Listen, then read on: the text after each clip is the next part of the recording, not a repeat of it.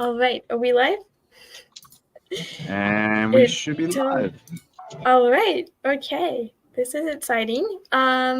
So welcome everyone in our audience to the second Lucid Deep Dive of the series. The first one was on Wild. You can find it uploaded on a different channel, the Dream Cafe Guides channel, but this one we're uploading using the Dream Dojo channel.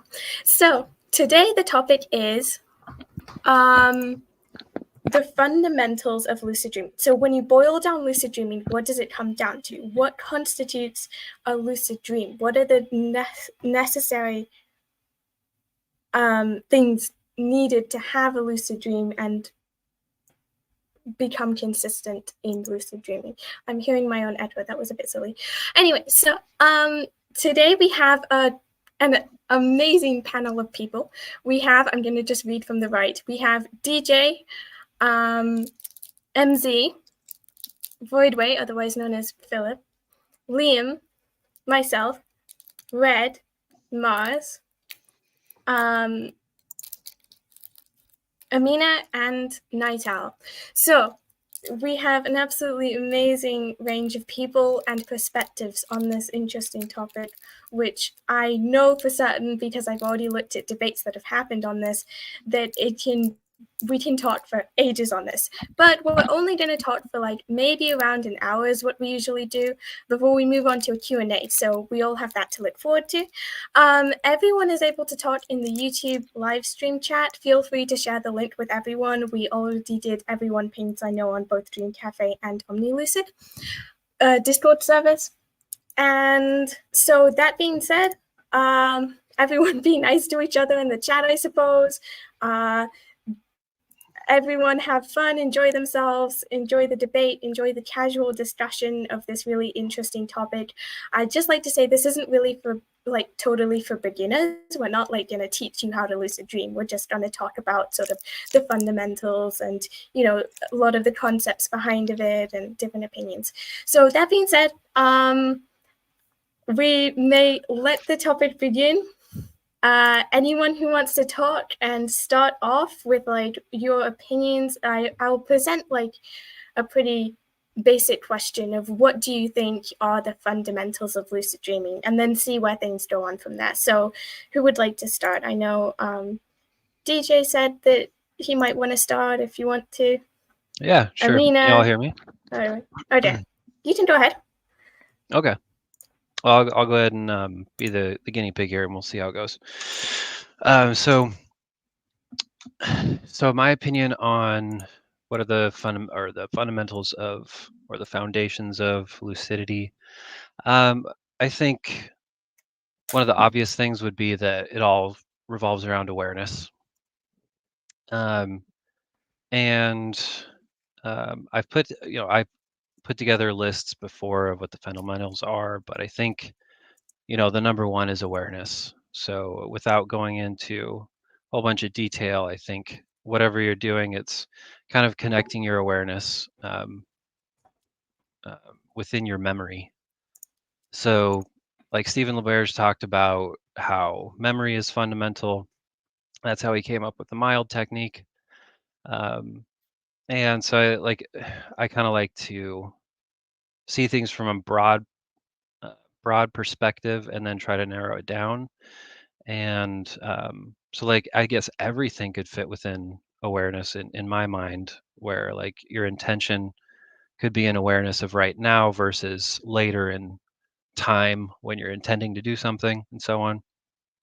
But it's kind of hard to see lucidity from that point, because lucidity is such a raw experience. And so bringing that to an actual experience, I think, is kind of the big thing with lucidity. So in short, that would be my view.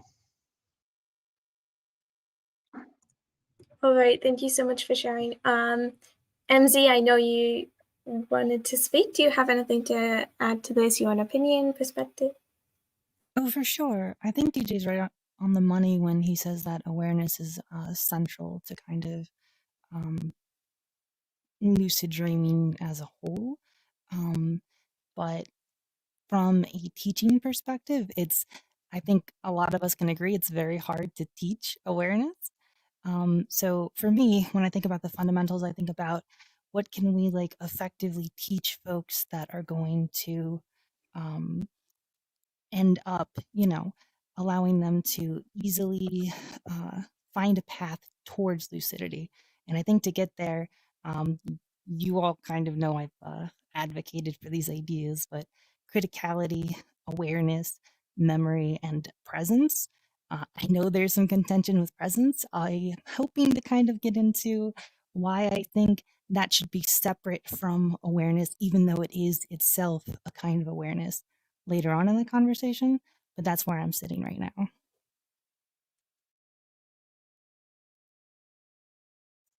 All right, thank you. Red, are you interested in bringing up what you're interested in bringing up regarding belief? Or does someone else want to? Oh, all right, you can go ahead if you want to. Yeah, so we got a comment from someone that asked, what do you think about belief being the core of a dream? Like whatever you currently believe will be. And I mean, my view on it is that, I don't know, a lot of this stuff just comes to how you define words, honestly. Because, like, I feel like, it ends up going all back to schema or whatever, but belief, I feel like there's like two ways to see it. There's like the immediate conscious belief and like a type of expectation also falls into that, but like a type of expectation that you don't consciously think of. Like with people bringing up the example of like if a monster is chasing you in a dream, it can, keep chasing you and attacking you. But if you try to be friendly, it can respond in a friendly way. And your conscious thought might think there's no way it would respond kindly, but somewhere in your mind, it understands that if you speak kindly to someone, they will respond kindly. So there's like, I guess, layers to belief like that, or expectations. So that's my view on it. Great, amazing, thanks for sharing. Who else would like to jump in? Who hasn't spoken yet, or? Amina, you can go ahead if you want to. Sure. I agree with what has been said so far. I think awareness is a big one that can apply to anybody. And I also say a lot that kind of like having a personal dream work practice is a foundation. And the reason I say that is because, as we know, different things work for different people. And it's very hard to say, like, oh, this applies to everybody when it comes to lucid dreaming. Other than like awareness is really one thing that I can say really could help anybody when it comes to lucid dreaming. So my main things would be that awareness and building your own practice. Great. By the way, welcome, Skyfall. You're only a few minutes late. We're just starting off with I just checking views. I'll be available until close to 7, so you guys have me for a little bit. Good evening, everyone. All right. Sweet. Good evening. Nice to have you with us, definitely. Would anyone else like to jump in in relation to what other people have said? Or I know Mars and Philip, neither of you have spoken yet. If you are interested in voicing your opinions, Liam as well, you haven't, but yeah. I think it's hard to summarize what I think are the fundamentals at this point. I'm coming back to lucid dreaming after like a year break, and when I was first doing this, I was like obsessed with awareness, and I found this kind of way to be lucid during the day that was how I got, my lucid dreams, was like this very specific day work involving awareness. And coming back to it, I actually think that memory is everything, possibly. And that awareness that I was practicing was a way that I was using like intent and like a mild, I guess, kind of in a way. So I don't know. I'm on the fence. My views have been changing, so this conversation is a little exciting to me to see what comes up. Thanks. So I know that the idea of memory being behind everything is something which Sensei, I believe, is sort of an idea that he likes to push. However, he unfortunately couldn't be here today. But what do other people think about this idea that Mars brings up about memory? And do people have any other alternative opinions that they're feeling right now? Yeah. So far? So I kind of think that there are a few things there. I think there are subsets. I think there are fundamental things and they're like foundational things that go along with them, kind of things that are important and sort of necessary. I do think memory is critically important. I think there, perspective memory, whether you're trying to remember to do something in the future via intention, dream recall, which is foundational for lucid dreaming, and honestly, its own thing worth emphasizing just because of how important it is. Being able to remember your dreams, being able to remember goals or ideas or plans, I think that's really important. I don't agree that memory and awareness are the same thing. And like I kind of disagree with Sensei's take just a little bit here in terms of like memory and awareness being the same thing and like just being an aspect of memory. I think there is like a distinctness there between remembering a goal, remembering to do something, and what classifies memory, and you sort of being aware of your experience, being aware of what you're thinking, critical thinking, observing and understanding what it is that you're experiencing and how you're experiencing it and why you're doing things. I do think those are kind of separate in their own way. I think it all comes down to how do you define memory, and I think some people define it more expansively than others, and that definitional thing is where we kind of get stuck up in terms of the discussion is, some people define memory in a very broad and expansive way that encompasses everything, and not everyone does. And so I think that's where some of the disagreement would come in on that subject. Yeah, that makes sense. Sounds great. Thanks for that input. Emzi, do you want to go ahead? Yeah, I kind of see where Sensei is coming from with this topic. When you get down to it, everything that you experience can be tied back to memory. Even what you're seeing right now is like a constructive process that your brain is doing to kind of pull information together that you've learned and experienced over time into something coherent that you can interact with. I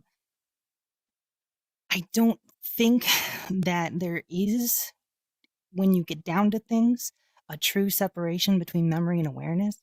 Memory is necessarily constructive.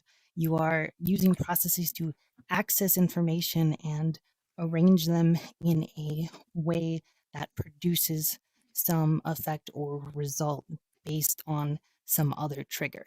So when you get down to it, it's all memory. I don't know if that's useful. I don't know if we can just say, oh, everything is memory.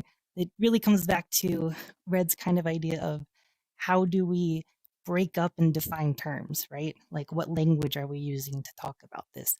And for me, I like coming at it from like a useful standpoint.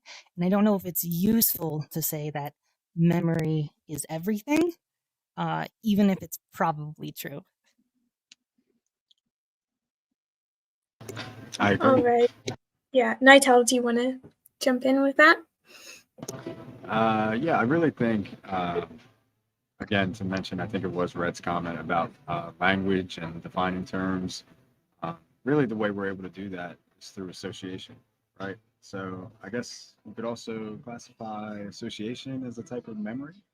But I'm going to take a slightly different approach and use a mnemonic for what I think are the three most fundamental concepts. Sorry about the music, guys. So they all start with the letter M, which is fitting for a mnemonic, hopefully easy enough to remember as well. So I actually chose my three straight from LaBerge's Exploring the World of Lucid Dreaming. And I really tried to distill what I thought was his main message. And for me, that was first and foremost motivation. Because if you don't have the motivation to do it, you're not going to see it through. It's a ongoing process, perhaps a lifelong skill. I think it's always worth starting with why and really sort of using that to inspire you through the entire process. And then number two would be memory for me. Once you figure out your why, remembering what you're doing and why is also important. And developing your memory, like Skyfall would say, in terms of your dream recall, is the cornerstone of lucidity. And then last but not least, I'm going to address the criticality factor many of you have mentioned, and say mindfulness would be my third M for mind mnemonic device. And that's sort of lends itself to awareness, presence, critical state testing, and that's my little memory technique. Great, thanks. Red, do you have something to add? Well, when I was thinking about memory and awareness, I guess, if we're considering prospective memory, like memory of the future, then I guess we could say that awareness is like current memory, which, yeah, a whole definition thing, because normally I wouldn't consider it the same thing. Like, I would consider awareness like closer to like criticality than memory, like in the way that's most, most of what I see as like the opposite of awareness is almost like autopilot, of you are there, just not really critical. So I consider it closer to criticality than memory, but I see the connection there.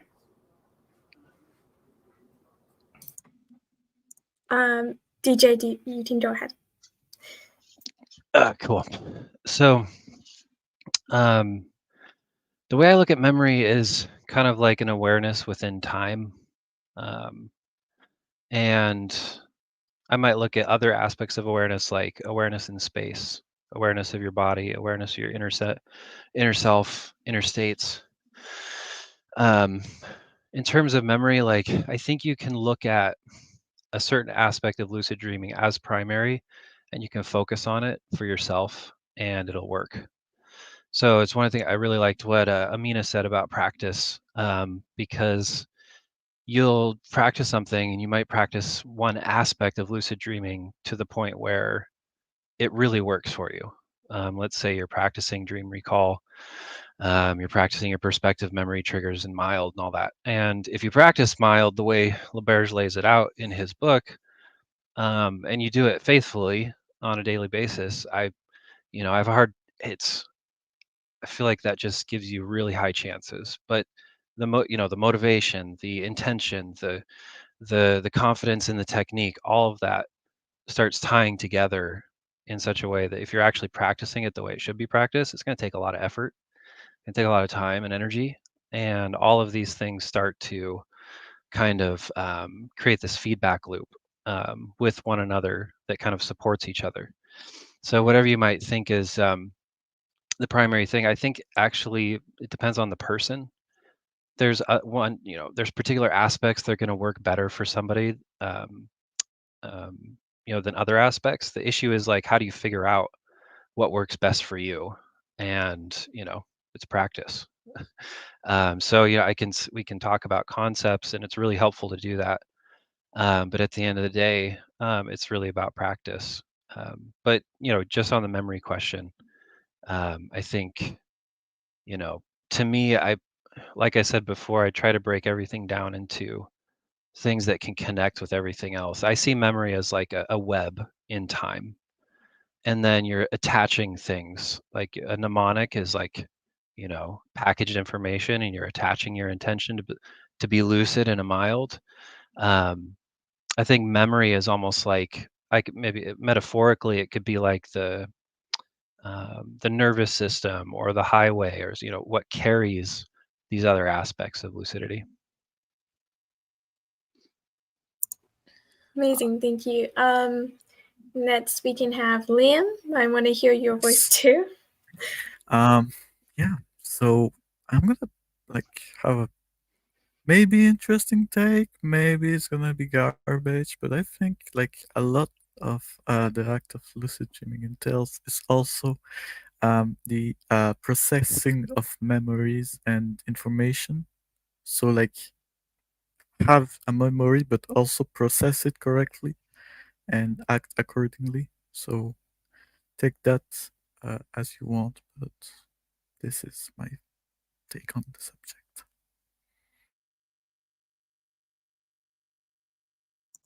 Great, thanks. Void, you can go ahead if you want. Yeah, so I have a pretty similar opinion on memory as DJ. Memory I've always considered to be sort of just linked to concepts like mnemonics, well, awareness practices. You know, it's just I've always kind of considered it as like being how do you term it? Like considering kind of the future aspects of it, I'd say more than the present, which no, I don't really have much else on that. I was just kind of emphasizing. Yeah, that's great. Thanks. Mars, go ahead. I feel like criticality and memory are the exact same thing. And criticality is like huge for becoming lucid because you're having that moment of like, oh, I don't go to school anymore. But in order to know that, you have to remember that. You have to remember who you are. You have to look around and be like, oh shit, I don't know that person. That's not really my aunt. And that's all connected to your memory. I was so fixated on awareness for so long, but I feel like it's like you're teaching someone how to juggle, and you keep telling them about like gravity, and it's like so important to juggling. But who cares about gravity? Like it's behind the scenes. You're always aware in a dream. You just have to think about the contents a little bit more. Yeah. I have just a really quick question, and then maybe Crystal can help me with this. So, is it fair to say that lucidity is awareness, or maybe should we start by defining lucidity? Is that redundant? All right, yeah. We can present this question after Emzi goes ahead first to sort of finish up on this round if we want to. Emzi, you can go ahead now if you want to. Okay, sure. Yeah, I just kind of wanted to build off of a little bit of what Mars was saying in regards to criticality. I was reading a research paper this morning, kind of in preparation for this whole meeting, and they used a term like error correction, essentially, where dream elements end up triggering a, hey, this isn't quite right. Let me make up something using memory that kind of fits here. But in cases where folks end up lucid, there's this moment, this instance, as Mars was saying, of, okay, this isn't right. I've noticed this error. And I think that criticality element of being able to take the jump from one memory to another and having some process within there that you're building up over time is really crucial in allowing you to break out of that automatic error correction that occurs within dreams when two elements seem very out of place from one to the other. And that seems like something like important, foundational even, that's worth considering and thinking about a bit further. Yeah, that's great. Thanks. Does anyone want to add anything to what Emzi is saying, or sort of go more into the question of? Yes, absolutely. Oh, sure, Dora. Because I've been itching to say this for a while now, but I still disagree that memory is everything. I think it's important. I think it's really useful. I think it connects to a lot of different things. But I think reducing everything to memory does take away from the differences between different aspects. Like when Mars is saying criticality is memory, criticality is a way of thinking. It is a way of analyzing, a way of accessing information, a way of resorting to information. Whereas memory in a sense involves just accessing that information and not really a quality statement as to what you do with the information per se. It's more about how you access it. One thing I think is really interesting to consider is that memory in awareness, I consider those to be different things. Awareness, being aware of something, memory being more remembering the thing, and memory being always necessarily a retrospective thing.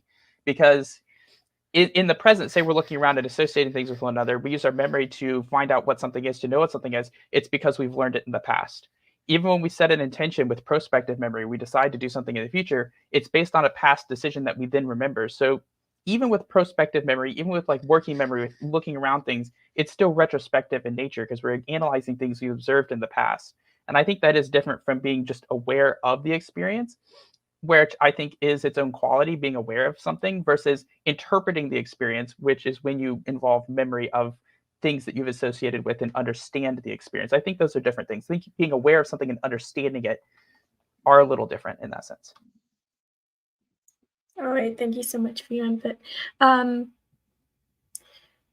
you can go right on ahead if you want. Yeah, so I wanted to address Nightowl's comment there. So defining lucidity. And, this is something that a lot of people smarter than me have done, are making currently attempts at doing, really amazing research. I know that there's a YouTube, or not a YouTube, a Discord called Tech for Dreaming. They have some really great people on there. They're doing great research. I forget his first name, but the last name is Baird, Baird, and he is primarily responsible for a study called cognitive neuroscience of lucid dreams. So, there's people doing really great work digging into the causal stuff on lucidity, but LaBerge did a lot of research like this in the 90s, and some great people have carried that on. Some German researchers are doing really great stuff. But everything that I've read basically comes down to, like, we don't know what lucidity is, why it, and what causes it, but we can, create these kind of conceptual frameworks that help us experience it and explain it and share it, and kind of, you can do all sorts of things from that point. So, at the end of the day, lucidity could be intentional, it could be unintentional. You could have some kind of memory or awareness. It could happen spontaneously, or you may not see the beginnings of it. But I think the common experience, at least in terms of lucidity, is a kind of contrast between what we might call unconscious and conscious, darkness and light. It's like you're kind of waking up. We have all these kind of metaphors for it, right? So I think when I think of lucidity, it's always like it's this contrast. I was there and now I'm here, and that allows me to know that I'm dreaming. And like all these words, you can go a number of different ways with them, but that's how I see it. Amazing, thanks so much for that. Amina, you can go right ahead. Just one quick thing for DJ. That's Dr. Benjamin Baird, actually. Okay, great. Yeah, he's great. Great, thanks, Steph. By the way, Steph, we're writing in the chat of the StreamYard, in case you didn't know, to raise hands. Anyway, Amina, go ahead. Yeah, just not much to add, but just kind of going off on that. I think that, so to define lucidity, obviously it's kind of complicated because it's a spectrum, right? So you might be a little bit lucid or kind of aware, and then the more of these, what do you call them? The more of these qualities that you add on, you get further along the scale.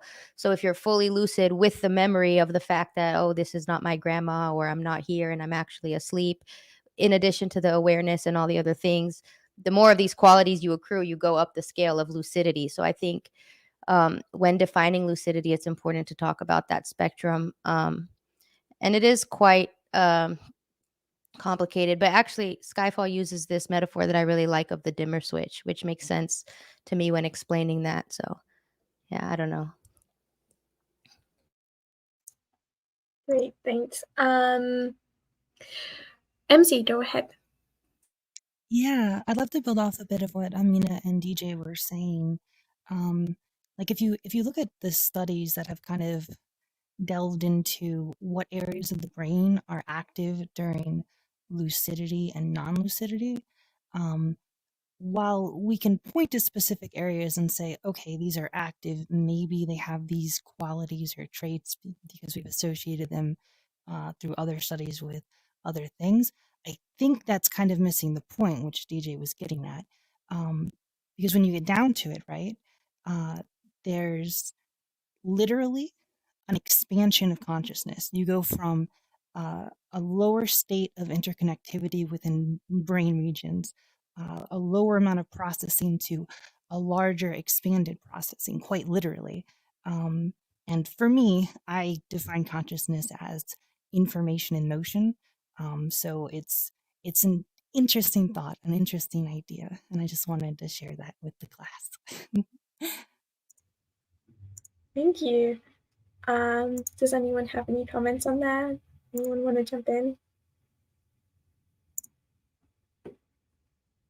I know Liam and Philip have not been talking too much. If you have anything to add, just any comments. Sorry, I'm currently doing some guiding in a cafe.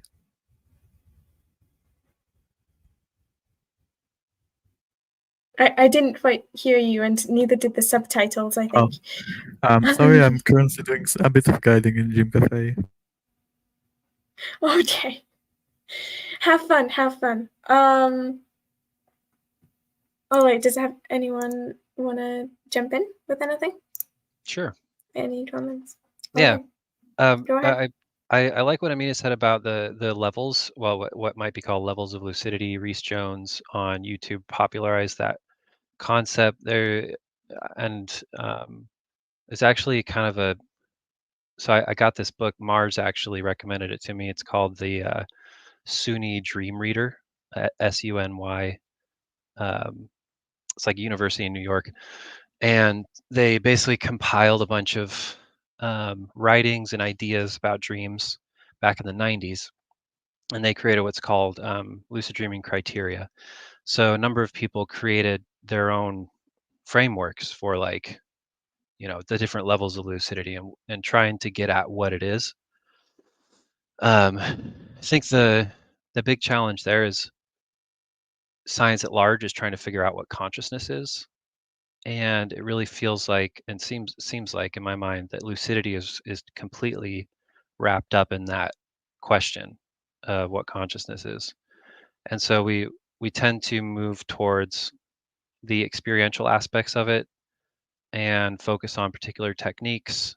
And you get a whole bunch of community created techniques, all these different kind of techniques to try to get at it, because there's no like 100% proven method.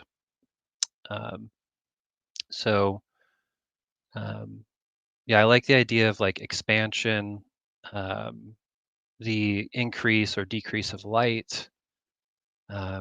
But I think of LaBerge's experiments on acetylcholine, the studies on the prefrontal cortex, and there's a lot of correlations.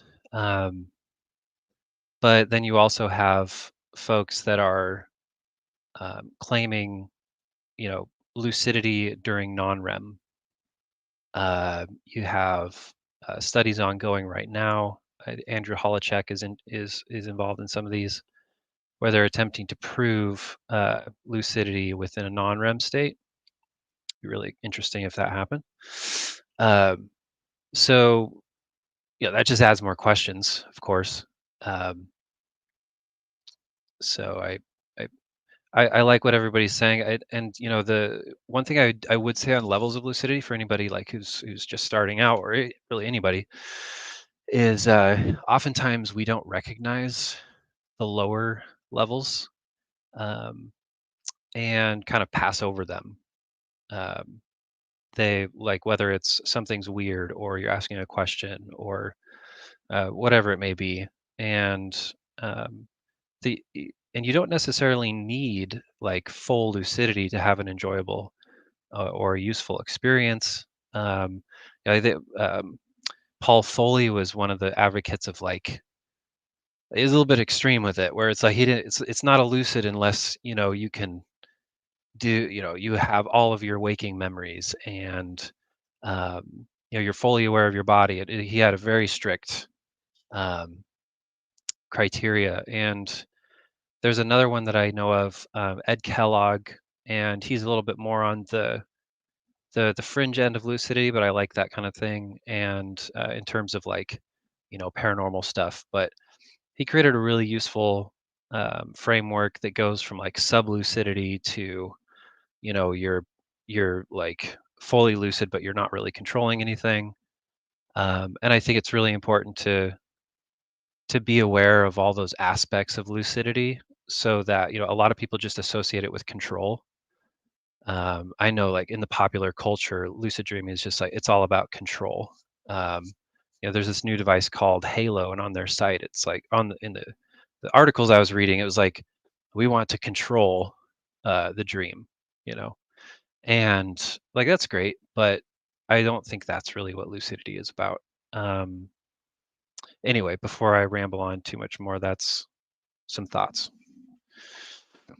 Thank you. Red, you can go ahead, and then afterwards, Strife. All right. Like, I think one thing to point out is that there's pretty much two lucidity, like, words we're thinking of. Or the first one that we mentioned of like comparing awareness to lucidity is like pretty much the Google definition of like, you're present, you can think, all that stuff. And then there's the other thing of lucid dreaming, where all it is knowing you are in a dream. And even though both of the words are lucid, it is possible to have lucidity as in all that presence and thinking. You can have that even in a non-lucid dream. Like if there's nothing wrong in a non-lucid dream, you're just not even going to realize that it's a dream. And in the same way, it's possible to not be lucid in a lucid dream, in the way of knowing that it's a dream, but not doing anything with it, or knowing that it's fake, but not knowing that it's a dream. So, yeah, that's something worth pointing out. Good point. Thanks so much. Stifle, you can go right ahead. There we go. Thank you. Yeah, I've kind of heard this before, and I've gotten some sort of disagreements, debate, discussion over this on Reddit. I've gotten some comments. It's sort of the Tholian sort of idea that you have to have what I tend to consider higher awareness, lucidity, having full access to your waking faculties.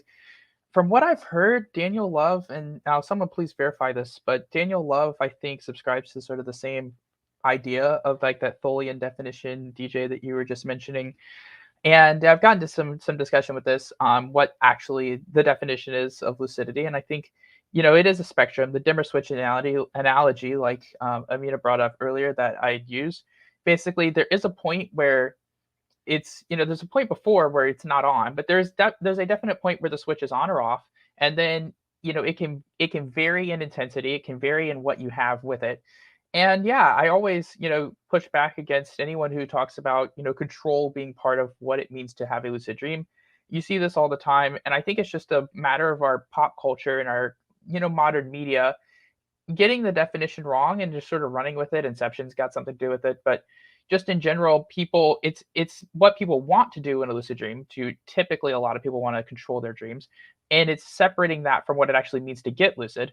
And that's how you end up with all these questions, people saying, well, I was lucid, but why wasn't I able to do this? Or why wasn't I able to do that? And it's recognizing that control really is a separate skill. It's a learnable skill. It's a separate skill from getting lucid. All right. Thank you for that. Nightowl, would you like to chip in? Yeah, I think it goes back. I think that was a great comment, Skyfall.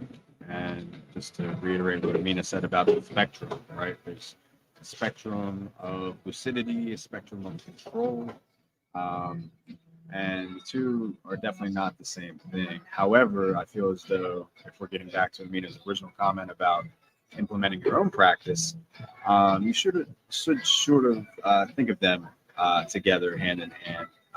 It depends on your goal, really, but The common misconception that lucidity means control is definitely not true for me, because what got me into lucid dreaming was a lucid nightmare.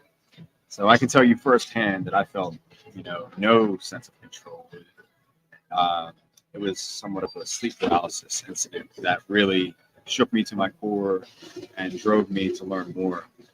So what I was thinking was that I think LaBerge mentioned something along the lines of incubation in order to increase criticality. And what I mean by that is sort of planting the seed to have a specific dream and imagining it so that if you were to be successful at planting that seed and in fact having that experience, even if you weren't lucid, it would be so ridiculous, essentially, that you would recognize, for one, yes, this is what I intended to dream about, so that in and of itself would increase criticality. But two, I'm flying, I'm, on top of, this great mountain, and there's all these, physical elements that couldn't be true in real life. So that's sort of like what he touched on with incubation to increase criticality. And I actually wanted to touch on control in order to increase lucidity. So I think Skyfall and I have had our fair share of disagreements, and oftentimes they boil down to semantics, honestly. But he's right. The terms we use matter, and the definitions we agree upon what further our understanding. But for me, when I perform a critical state test or reality check, whatever you want to call it, I always implement an aspect of control. And I think this might be a really good concept we could debate here openly with all of us about how exactly you perform a critical state test, because I know many of us may not even need to anymore because we've become so advanced in our practice. However, it may very well be good for beginners listening, or just anybody who may not have a full grasp of how it's done properly or what that means for you. So let me just explain really briefly what I do. If I were to perform a critical state test, I want to use something reliable. And from my understanding, that's going to be breathing, for one, because you're always breathing, whether you're asleep and lucid or just having a regular dream, you're still breathing without the presence of the physical body. So I personally like that one a lot. I used to like my hands until one time I looked down and I didn't have any hands. I felt the motion of me lifting up, looking at my hands, but they weren't there. It was very disembodying, which took some time to, sorry about the background noise, which took some time to become comfortable with. But I'll walk you through it really quickly, what I do for a state test. So if I'm going to pretend to breathe, and I pinch my nose and, I'm really trying hard to breathe, I want to perform the state test and maybe even a second one like my hands just to confirm. But LaBerge himself mentions, just imagine what it would be like if you were actually dreaming. And I think it's that assumption that leads people astray when they're performing the critical state test. They rush through it, they assume that they're awake, even while they're dreaming. And if we sort of approach it, the other way around, and we imagine we're dreaming, and we imagine what it would be like if I could just breathe fine with a pinched nose, or I imagine what it would be like if I push my fingers through my palm. I really feel the skin stretching. And that's sort of practicing an element of visualization and also encouraging you to build control. I wanted to, see what you guys thought about that approach. Right, yeah, thanks a lot. I mean, I think we could definitely go into sort of more stuff to do with either control or state tests, but that's sort of a different topic than what we're going on today. I also wanted to add, on a personal note, I know I didn't raise my own hand, but I haven't talked yet, so I'd just like to say that in my personal belief, all lucid dreaming techniques are incubation. So incubating criticality is just a part of lucid dreaming techniques, all lucid dreaming techniques. So, I mean, it depends on your definition of incubation, technically, but what I've learned a long time ago and what I believed for a while now is that, everything has an aspect of incubation. So I guess you could say that that's sort of a fundamental, but not really in my personal opinion, because what I see as fundamentals are things like awareness and criticality, not how you get these fundamentals into the dreams, which can be, well, which will end up being in some way incubation, but like I wouldn't see the method as one of the fundamentals. Anyway. So just to interject really quick, sorry, I just wanted to say, I think critical state tests, specifically the term reality checks, are fundamental.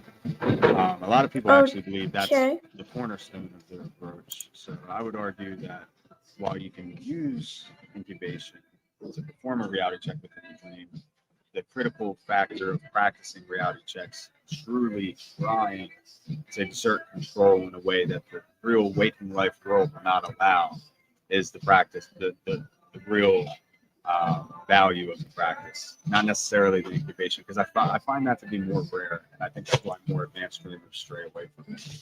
All right, then, thanks for the interjection, I suppose. I mean, I still don't really see specific actions or ideas of state tests as fundamental, because it's really just the thing that it would, well, you can do it if you want, but it would just really be specifically like the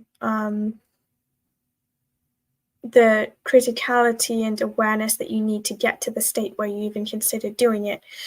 However, that can also be related to memory. I'm just mentioning that because I want to stay completely neutral on the specific question of whether or not stuff is to do with memory, because I honestly have no idea.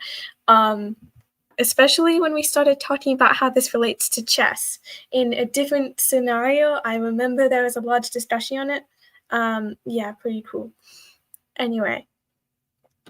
So, Emzi, do you want to go ahead and interject here if it's specifically on topic? Yes, specifically on topic. And then I'll go ahead and get back to everyone else too. Yeah. Sorry. So the problem that I have with the idea of state checks, reality testing being fundamental is from a purely objective standpoint. There's been studies done on efficacies of specific approaches and techniques and methods of lucid dreaming, and over a 2-week period, just doing reality checks alone resulted in no increase in lucid dreams at all. So it's a dubious idea. But that said, the core notion of changing your critical process when certain events or certain kind of error corrections occur, so let's say noticing specific dream signs, setting that intent, it does seem to play a role in actually getting lucid, according to a bunch of stuff that we've seen throughout the literature. That said, I don't know if reality checks, state testing alone is the way to go about that. I think there's some deeper things happening that might be better for folks to focus on. And I know this goes against common wisdom, but I typically tend to avoid telling people to do reality tests and state checks, because there's other things that they can be working on that achieve the same kind of results much more quickly. All right, thank you, Emzi, for that. Now let's get back to the people who raised their hands before. Mars, I believe you were the first person. You can go right ahead. I raised my hand so long ago. I think it was actually in response to Amina, and I just wanted to put out some experiences that I had with the spectrum of lucidity, because I've, in chat when I'm teaching lucidity to other people, I always say, if you're dreaming, that's all that you need to define that you're lucid. But I know for myself, I actually don't even use that as a scale. I have my own personal scale, because the experience is so specific that I've had dreams where I want to say my dream self, I go, oh my God, this is a dream. Be lucid. And I'm screaming at myself, I'm lucid, be lucid, wake up. And I can't make that switch happen. And it's not a switch of presence or anything like quantifiable. It's just being lucid. And I've had a lot of what I call false lucids where I'm like, oh, I'm lucid and I'm doing crazy shit. And I wake up and I was like, oh, it was a dream the whole time. And then I also have lucids where I know I'm dreaming, but on such a small level. And it is almost the exact same as when I am having a false lucid, but there's just this strange quality that's so different. So what it means to be lucid, I guess it could really depend on your own personal experiences. These things are all super personal. Had a bunch to say on the reality check stuff too, but I'll let other people speak since this was a comment from way before.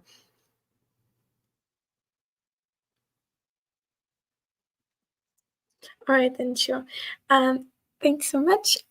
Next, we have Philip. We want to hear more of your voice. Yes, so this was also in response to what Amina and Nightowl were talking about earlier. That kind of stuff, I definitely think it's a balance in neurological activity while getting lucid. I mean, you have other mental deficits that can happen that slow down your ability to think straight. And I think being in a dream is kind of similar. You start out with some kind of idea, and with time and experience, you get more and more lucid, more and more vivid, and more awake from like with that idea. At a point, it seems like you have to manage that as to not like overdo it and wake up. Hence, well, why people practice stuff like stabilization or grounding. It has you balance that kind of neurological activity. I feel like.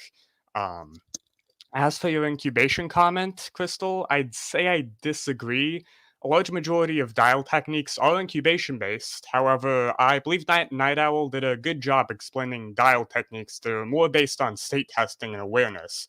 While techniques, on the other hand, I don't see involving incubation at all. I've always considered it, straight, direct. You can do wild techniques without the planning and the thought that most incubation-based techniques use beforehand. But that's just my opinion. All right, thank you. I'll get back to you when it's my turn. Right. Okay, DJ, you're next in the order. Yeah. Go So ahead. I wanted to respond to Nightowl's question and then your comment on incubation as well. And it's funny because this is something Sensei, aka Brandon, and I've debated a little bit in the Omni Lucid Discord. Basically, he started his kind of foray into dreaming through a lot of incubation and wanting certain kinds of dreams, and so he made those certain kinds of dreams happen, but there wasn't any lucidity going on. So I think a lot of what we're doing could be seen as incubation. I think it could actually be a really good place to start for somebody who's just starting out, and not even to focus on lucid dreaming itself, but focus on the kinds of dreams that you want to have. The assumption is for lucid dreaming that, well, I get lucid and then I control the dream and make it do what I want. But you can control your dreams from your waking state. You don't need to be lucid to do that. It takes time, takes effort, and all that. But I think that's really important for beginners. I think it's important not to set too high a threshold for the experience and for somebody to enjoy their dreams. I think that can lead to burnout a lot. I think it's important to lower the threshold as much as possible, so that people have a broader understanding of the experience and are able to access it in their own way. They shouldn't be, it's really useful to follow techniques and all that, but at the end of the day, you have to figure out your own way. And then in terms of Night Owl's comment about imagining you're dreaming, or I believe that's what it was, and that's something that I've worked on quite a bit, and it also applies to reality checks because it's kind of a sort of reality check or state test. in that you are taking time during your day to activate some kind of self-awareness. And so we all know about day residue. We all know that what happens in the daytime goes into our dreams. Reality checks are, by the community, long-standing technique, tried and true. The question is, how are you practicing them? And I think a lot of people just try to go for quantity over quality on reality checks and think of it more like a mechanism rather than a holistic mindset. So it's like, okay, I'm going to push my finger through my hand and then I'm going to do that in my dream and I'm going to realize it. Well, I, me for one, I've tried not every reality check out there, but a lot of them, and they worked. Most of them worked once and then they didn't work again. So, eventually I devised a way to figure out, okay, what's going on underneath that? What's happening there? And I came up with, things that I would try that are new. There's some kind of novelty aspect to it, some kind of positive confidence that you get from, oh, this is the answer. Like you come across something new, it's like, oh, I didn't know that before. That must be it. Whatever's going on there, there's an effect of the newness of it. But there's a quality to reality checks. And I think the core of reality checks is questioning whether or not you're dreaming. And so kind of for me, it logically follows that I could imagine myself in a dream and kind of see the contrast between what a dream is like and what waking life is like. It's not saying waking life is fake or waking life is I'm dreaming right now. Again, it comes back to definitions a little bit, but it's the aspect of reflecting on, activating some kind of self-reflectiveness to become aware of the contrast between waking and dreaming. Thanks so much, DJ, for that. Stiefel, you're next. Go right ahead with all of your points. All right. So to state testing. So by the way, DJ used the term reality check the whole time. I honestly don't know where that term came from. I just know that it's wrong. Just because I actually heard a really good explanation from this. And it was one of the things I heard when I was at the International Dream Conference back in 2022, the one in Tucson, not the one in Ashland, because I couldn't go to that one. But back with there, it was a speech that Dr. LaBerge was given. There was a clip of it that was recently uploaded, I want to say a month and a half, maybe a month ago, to Dr. Kristen Lamarca's YouTube channel. And it's Dr. LaBerge discussing why the term reality test or state test is used rather than reality check. And there's a specific reason. It's because you're testing reality. You're kind of testing the experience that you're in. You're looking to know if you're in a dream or not. Versus, sort of the reality check terminology is, I don't know where that came from, but that's just kind of thing that got popularized. Don't know how, but it's not the official term. Anyway, that's just a bugaboo on my part. Anyway, the more critical point I have is that state testing itself, most state tests, you're talking about how most of them, DJ, would fail like once. Most of them work off of dream control, and dream control can fail. And so just about a majority of the physical kind of tests can fail. Honestly, the memory retracing and mental state testing is the way to go in my mind, in terms of examining, just critically thinking about your memory since you last thought you woke up, looking for anything out of place in any way, looking for something that doesn't make any sense, examining your environment, looking for the same thing. That kind of thing, to me, is a better state test than trying to do some sort of physical action that mostly just works off of dream control, with a couple exceptions, but mileage does vary from person to person on that. But, critically thinking, the point of state test is criticality, critically thinking, being mindfully aware, presently aware. A mindless state test is a useless state test in my mind. And I do not see state tests as critical or necessary, because I've seen state tests become a crutch. They can be over-relied upon. People automatically jump to state testing instead of learning to gain confidence in their own lucidity, learning to recognize dream signs. It's like, oh, I see that there is a alien spaceship sitting out in the yard. Let me do a state test because, I could potentially be awake, but I just need to double check real quick. So there are some like really absurd situations, and people, like, there was one on Reddit yesterday, I think, or 2 days ago, and someone was talking about, they're doing state tests and they got a successful result, but they completely weren't aware of it and they just weren't even noticing. And it was like they reported that their dream, the bed was at a 90-degree angle in a false awakening. There's some pretty clear dream signs. So I think over time, I consider state tests like training wheels on a bike. They can be good to learn, especially for someone who is new to it, especially when done correctly. But I don't see them as a long-term practice. I see them sort of like a training thing. I see them as a supplement to practices. They're not a standalone technique. They're not something you just do by itself and just that's all you do for lucid dreaming. I see them as something that can be beneficial to beginners in particular, but something that can also become a crutch if over relied upon, something that can cause people to question their lucidity and doubt their own lucidity, and could ultimately prove harmful in some situations to someone's lucidity if they're questioning it too much and not actually gaining confidence in that lucidity. Thank you, Skyfall.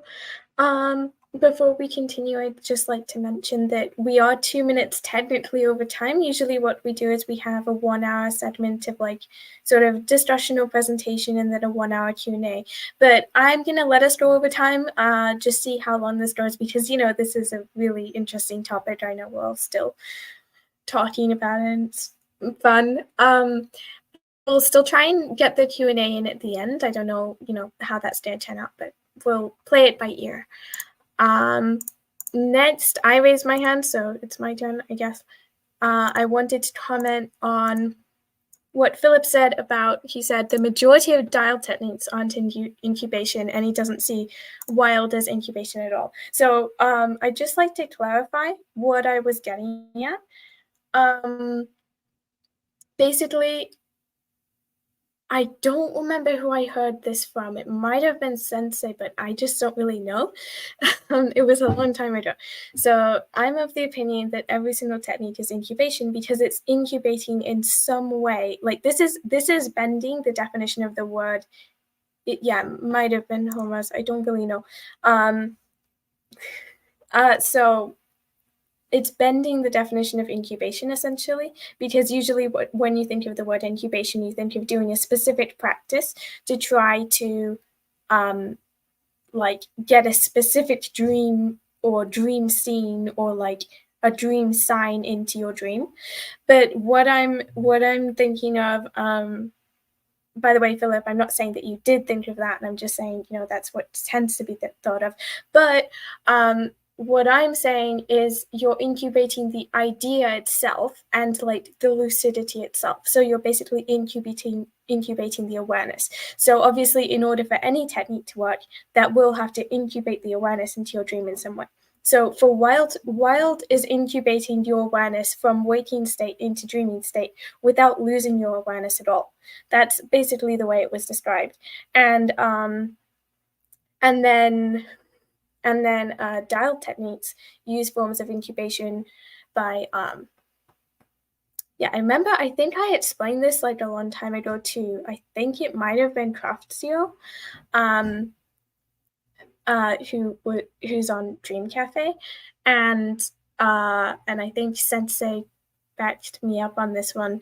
I sort of mentioned how I think that mild as well as other dial techniques all sort of are related to incubation because you're doing something to put this idea of lucidity into your mind in the dream, which causes you to become lucid in some way, or this idea of like awareness or criticality or whatever you're going to call it, like heightened memory, whatever. So it does have that idea of incubation. So I think most of the disagreement here just comes from the definition of incubation, and that could be like definitely a debate in itself. But like incubation, when it comes down to it, I'm seeing it as like putting any idea whatsoever into your dream. Also on the topic of not using physical state tests, I definitely agree that like physical state tests are. I just want to say, like, on a personal level, I have never done it before in a dream. And when I was lucid dreaming kind of quite consistently with SSILD, I was my awareness would just kind of creep up on me, and there would be no moment of realization. There was no like, oh, I might be dreaming. There was no like specific, this seems a bit odd. There was not even that. It was just like, oh yeah, I'm dreaming and I've known it for a while, was sometimes something which would go through my head. So that was kind of funny. Except it's like it rose slowly, and there was definitely never any need for a state test. It was just a knowledge that appeared. So I think the whole idea of state tests being necessary in general, to me, doesn't really make sense, because it's just the awareness and the criticality and like all of that essentially is what's coming into play, especially in my specific case. So I just wanted to go over that quickly in response to people who have WeNets. I believe we have Mars raised their hand next, so you can go ahead.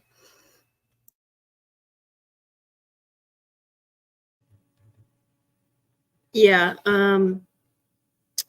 with like a bunch of rambling thoughts in my head about reality checks. I also have never done one in real life, like a physical test. I've done them in dreams and have had them fail, just because people talk about them all the time, you know. So I've like tried, and they don't work, or they do, and I've not gotten lucid from them.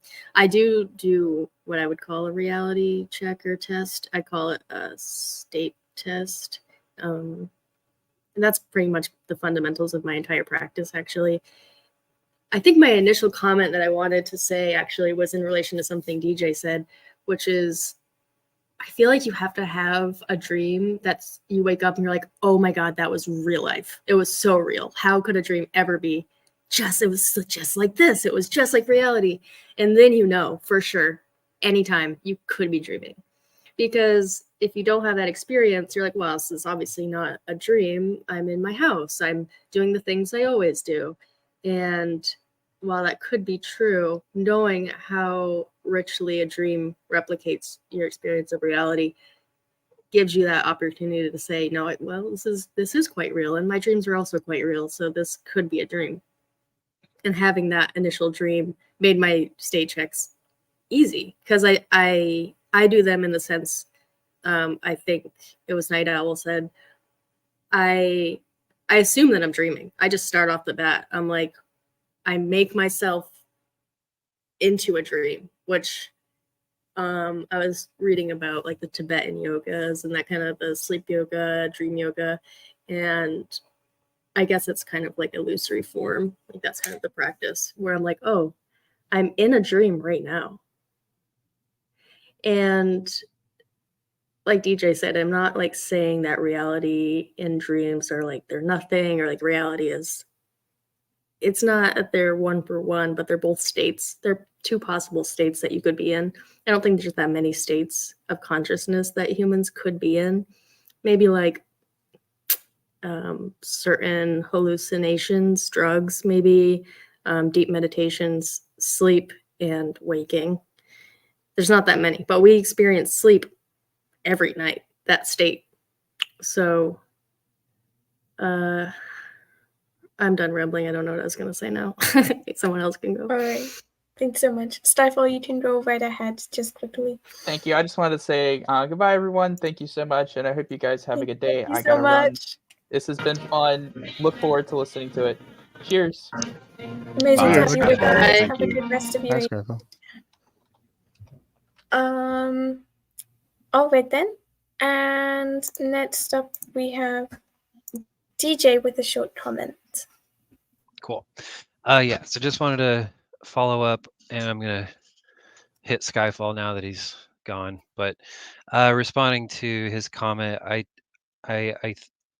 if I remember correctly, the first time I heard, or I think the first time state test was used, was by a guy named Charles Tart, and I've heard, and I've had this opinion myself in the past, that reality check is a bit of a misnomer because it assumes that you're already in reality, whereas a state check or state test is not making any assumptions. There's no assumptions in that term. So I think, again, for me, it comes back to quality. And I just wanted to kind of quote LaBerge, my personal lucid dreaming saint. And he says in it's a lecture available on YouTube. And he says that dreaming is perception unconstrained by sensory input, and that perception is dreaming constrained by sensory input. So, even LaBerge kind of has that little shade of waking life as a dream. I know a lot of people that are a little bit more strict in the scientific approach don't like that idea, or maybe some people don't like just thinking of life as a dream because it makes it seem like it's fake or whatever. But again, my final comment is just quality over quantity. If you're going to do a reality check or a state test, make sure that it's a quality. You're taking your time. You're really, really doing it the right way. Whether you're thinking about where you've been the last 15 minutes or flipping a light switch on and off or whatever it may be, the key there is really engaging in the moment and being there present and putting your energy into it. So quality over quantity. Thanks. All right, thank you for that. Emzi, you can go ahead with what you wanted to say a while ago, but yeah. Yeah, so I've been having these thoughts through the course of the last couple of people speaking, so bear with me as I try to bring everything together in a way that makes sense and is coherent.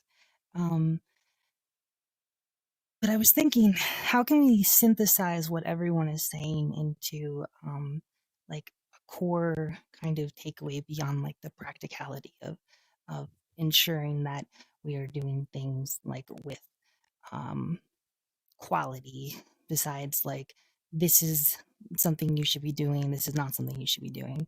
Like if we want to really get to the core of what's fundamental with lucid dreaming, what everyone has been talking about, and I keep coming back to this research paper I read this morning, talking about this process that occurs in between linking of memories to kind of error check the thing.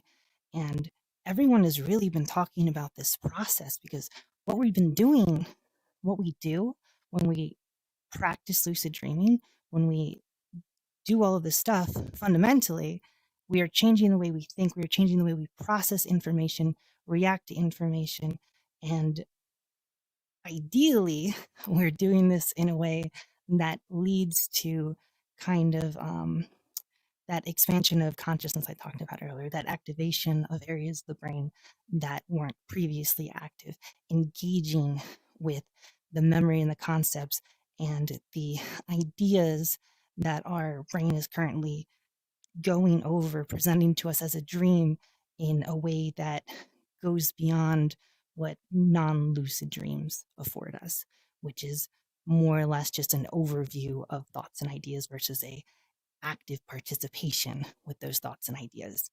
And kind of to go back to one of the first things I said about like the fundamentals of lucid dreaming, like all of that really comes down to like we have this awareness, this basic awareness of what's going on.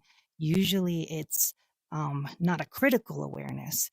That critical awareness from what memory is presenting to us can lead then to lucidity, so long as we are present within the moment, so long as we have this sense of ourselves that is part of this whole thing, that we're experiencing, which leads us to that criticality that says, hey, I am here and something is happening, or I am noticing something, or some kind of process in my brain is firing that allows me to know, based on what I'm experiencing, which is memory, based on things I have remembered before, based on the things I have worked on, that I am in a dream, that what is happening around me is a product of my mind's experience. And I think that really gets to the heart. I think everyone has really been talking to kind of like that core fundamental process of like taking the notion of what's it called? This error testing, this reality testing, like all of that. And I do think it's fundamental. And I do think that the rest of it is too. I think I've made my point. At this point, I'm rambling. No, actually, if I could just hop in, I really enjoyed what you said. It makes me think of perhaps simulation theory of dreams that, evolutionarily speaking, we dream in order to uh, run the simulation to ensure our survival during waking hours. And so, if it is some sort of error correction, it sounds like a type of memory consolidation from the short term to long term, and what we deem important, if that makes sense at all. Yeah. Also, yeah, Nightowl, you up next if you want to go ahead and just continue on the topics that you were thinking of. I mean, I just was trying to follow that stream of consciousness. I'd love to read that article. Maybe you can provide it for us in the chat, Emzi. But error correction sounds like a very interesting theory. It also seems somewhat subjective. I'd love to learn more about it. It's if I could jump in really quick. Yeah, go ahead. Yeah, it's up on the chat, the internal chat. If someone wants to copy that over, I do it myself, but it's a little difficult in this space. um, that said, that's a small part of that overall study. It really does create like an entire breakdown and overview of the processes which lead to lucidity as we understand it. It's a framework. It's another conceptual framework that is interesting to use, but I'm not going to say it's like the end all be all of like what allows someone to become lucid. I just think it's important to note that training up these processes, like these individual processes to lead us towards lucidity is like a fundamental aspect of what we're doing here.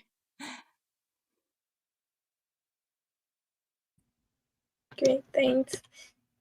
All right, so this has been a great discussion. So does everyone have any like closing comments, conclusions, like personal conclusions, or like are you noticing like sort of differences in opinions or this or that? What do you think? Believe in yourself. That's a good one. Thanks for that. Anyone have anything else to add? Amina, you can go ahead. Adding to that, don't give up and find what works for you. Great. Nightowl, you can go ahead if you want to add something. Yeah, I really like what DJ Dream said about incubation as a springboard for your lucid dreaming practice. I think starting with your motivation of why you want to have lucid dreams is super important. So think about what you would do if you became lucid. Visualize that and plan on having dreams surrounding that concept. And even if you don't become lucid, I think there's still plenty of value in that. So I'll just second that. Great, thank you. I'm just going to go in the order of where people appear on my screen just to ask around. Mars, do you have any like concluding thoughts or additional comments? No, it's all a work in progress. All right, that's fine. Yeah, that's great. I mean, I definitely don't feel like this is like by any means like the end of the topic or anything. I'm just trying to like, sort of the end of the specific session to see where we've gotten so far, which is great. Red, do you have anything to add? Nothing more to say, but it's been great.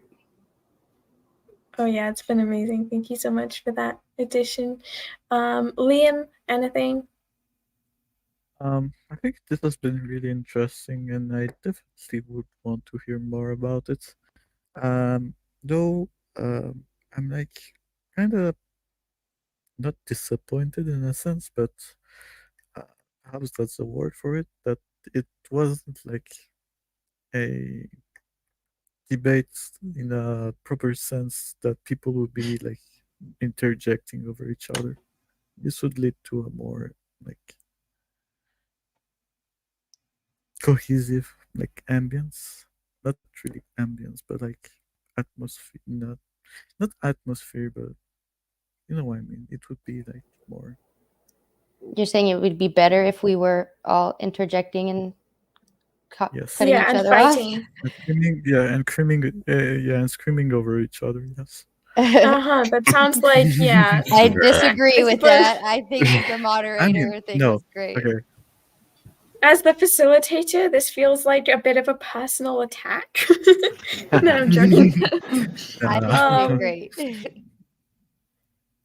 Well, yeah, I mean, I feel like we didn't really have two conflicting opinions in this. I mean, I know that Sensei has some pretty strong opinions on this. So had he been able, Amina, I see you in the chat adding that even debates have some order. That's a good point. Yes. I know that if Sensei had been here, things might have been a bit more, I suppose, heated could be the correct word, but that maybe some other day we could come back to this topic. I definitely think that we should, even though that massive range of topics we have yet to cover in this series of sessions, courses. Anyway, continuing, Philip, do you have anything to sort of conclude with, or?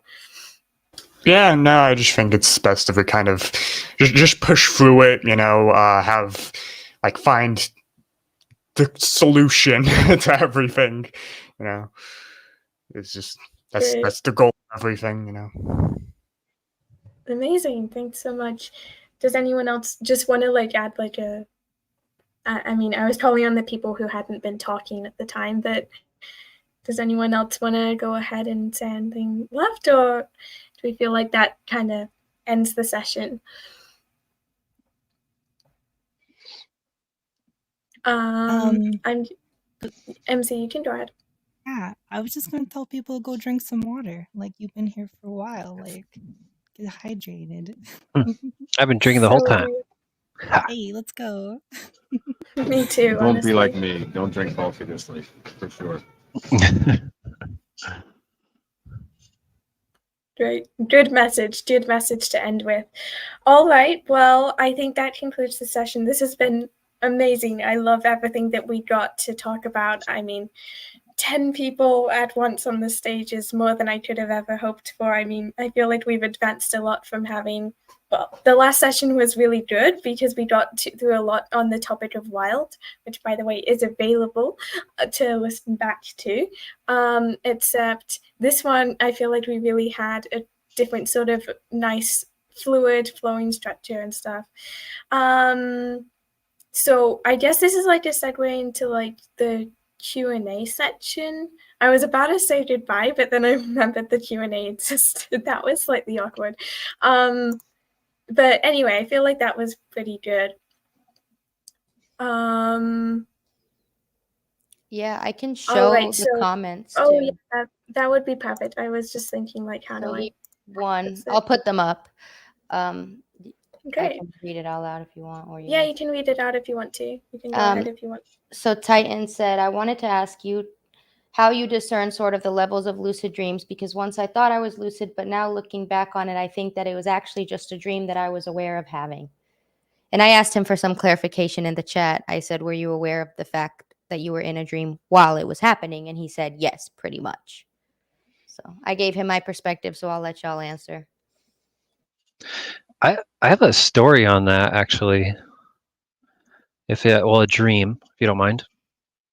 Sure, go ahead, I think. Yeah, so I'll give you an example of what Ed Kellogg might call a sublucid or a pre-lucid. So you can look at different criteria, but here's a dream. So I have a common dream sign. I'm on a ferry in near Seattle. They have ferries for cars, and it's a common dream sign for me. So I'm on the ferry, and there's this big old toolbox with these giant, like almost comical looking toy hammers. I'm thinking to myself, I've never seen that before on here. That's weird. They must be doing maintenance. But why are the tools so big? oh, these must just be tools that I've never seen before. So I use that as an example a lot because it's a perfect example of something unusual happening in the dream that you would like to trigger lucidity, but instead dream logic kicks in and it fills in the blanks. And our mind is so powerful, it can fill in the blanks even before your question comes up. So when you're talking about levels of lucidity, I think any aspect of self-awareness is something to pay attention to value, and to utilize for future dreams. So what I'll do is, if I have that come up in my dreams, the next night I'm going to visualize that dream, and I'm going to visualize what would happen if I had become lucid. It's basically the mild technique in a sense. So there's a lot of ways you could split it. There's a lot of ways you can break down levels of lucidity, but that's how I think of it. It's aspects of self-awareness, and there's obviously levels, but I would just emphasize value even the tiniest shred of lucidity, and it's almost like a snowball, right? You've got that little piece, and then you just roll it forward to the next day, roll it forward to the next day, and keep that momentum going. Okay, I just wanted to say really quick that is definitely an M word that I forgot to incorporate into my little mnemonic. Momentum is so big. Thank you for mentioning that. All right, thank you. Does anyone else have like something that they want to add to answer this person's question, or in comment of what DJ said if you want to? I love what Mars said earlier, and I said this in the chat, but I'll just say it out loud. I love what you said about making your own scale, because I'm a big advocate for like building your own practice. And even though there's like, some kind of like ways that people define things specifically, I still think that like everyone has their own definition for what they consider lucid. And I think that's okay, But at the very basic level, if you knew you were in a dream while it was happening, I mean, that sounds like lucidity for me.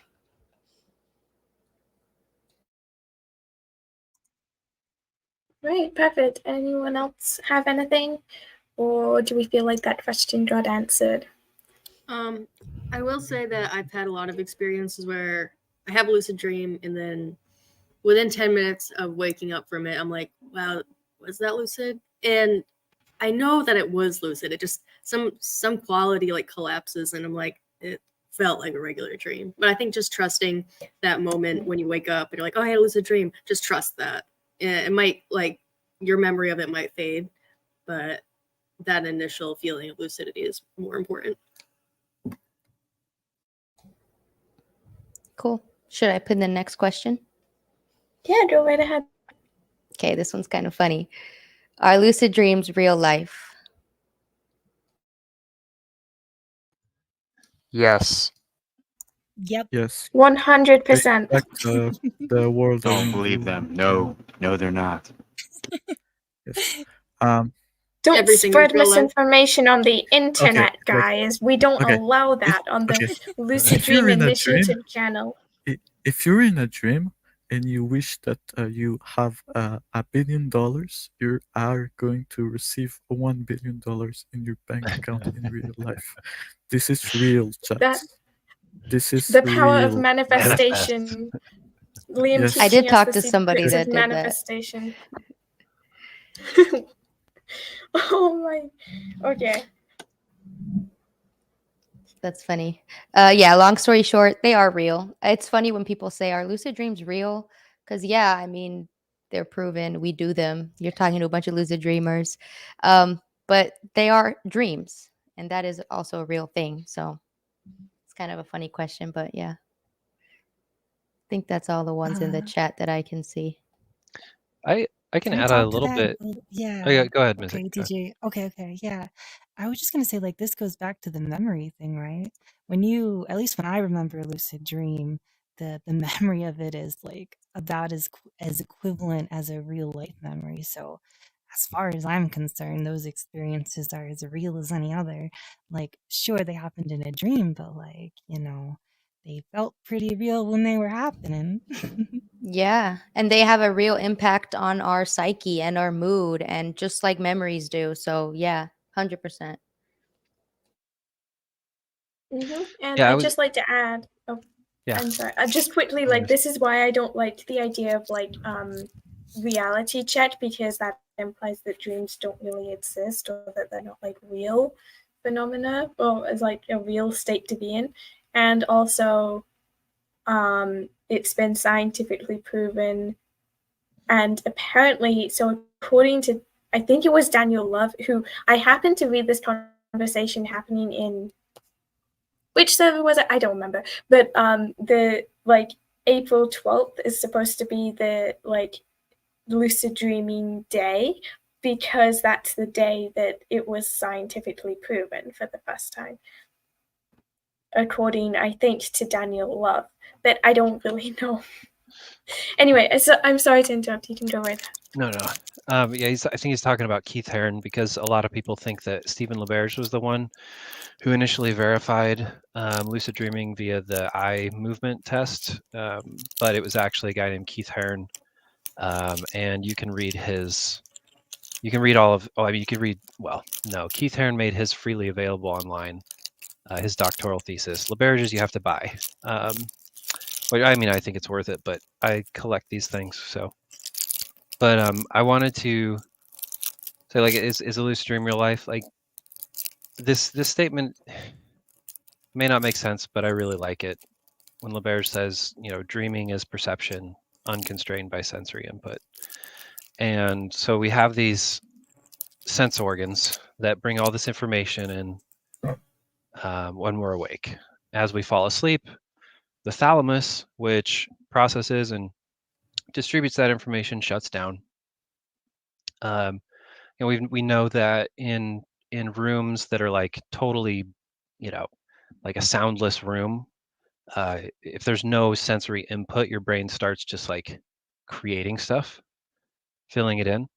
Obviously, dreams are a little bit more complex than that, and there's some really interesting theories out there surrounding all that. But I would think of lucid dreams as it's you, and it's just you playing out as you're asleep, and that can be kind of a weird thing, because it's such a powerful experience.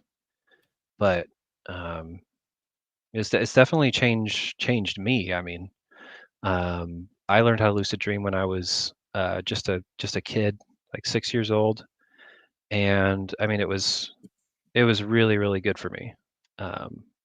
Just like so for me, it was very much real for me, and always has been. That's nice. Great to hear. Anyone else want? All right. Yeah, sure. We can move on to Oh, the sorry. next question. Do you want to read it out? Yeah, what differentiates current waking reality from any other dreaming status? I think DJ already answered this. If you want to repeat yourself, DJ. Yeah, it does go back to like, what is perception? We're not seeing reality as it is. Our eyes only see a sliver of the light spectrum. Our ears only hear a sliver of the sound spectrum, and so on and so on. This is why we have science, so that we can use instruments to broaden our awareness of the world around us. And so, what differentiates waking reality from your dreaming reality, in my opinion, is your perception of it, and how you're experiencing it. There's always going to be some kind of contrast, except in maybe those cases that are mostly rare, where the dream is just so real, as sometimes realer than real, where you just can't. It's that line where it's like, I woke up and I couldn't tell if I was me dreaming that I was a butterfly, or if I was a butterfly, if I'm a butterfly dreaming that I'm a person, you know, where you start to kind of wonder, you lose that sense of concrete groundedness, like this is real and that other thing is not real. So it's that, and there's I mean, you know, centuries of philosophers talking about what is real and what is reality. But I mean, yeah, I don't think I can answer that question definitively. But I think it's important to figure it out, like for you, what is differentiating between waking reality and the dream, because that's going to help you become lucid a lot more. Yeah, I'd just like to jump in here. Like, I recently was having a conversation with my cousin. I will now have to make him listen to this for fun. But it was basically just a question of like, how do you know that the reality you're living in is real? And so basically what I was trying to convince him of, or like tell him or explain to him, is that in my opinion, it's like, you know, you have no idea of telling which reality is real or what's real, or even if like things are in the same reality or in different realities or all of that. So first of all, it doesn't really matter because it doesn't exactly affect anything. Like, I mean, it can affect something if you want it to affect something, but my point was that like the fact that it's a concept makes it so that like the fact that it's just something in your mind, reality is like not an actual thing that can be proven. So reality can essentially be whatever you want it to be. In general, I was sort of explaining this like not in the context of dreams, we were just having a philosophical discussion, but it definitely applies to dreams as well, that reality, if it is like almost like a title that you can give to whatever you want to give, and it's like it doesn't necessarily hold anything, it just holds any meaning that you give it, basically. Right, does anyone have any other comments?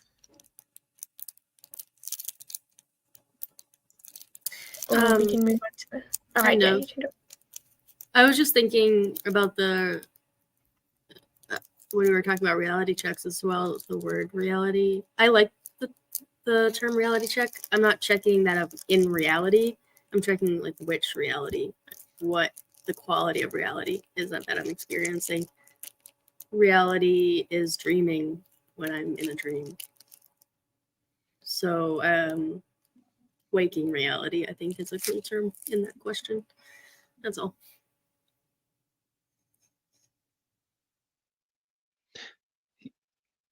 What one other like maybe golden nugget for those people out there, I like to, when I'm visualizing a dream, I like to imagine that I'm asleep in my bed as I'm doing it, like the visualization. I don't know why it works, but it just works for me.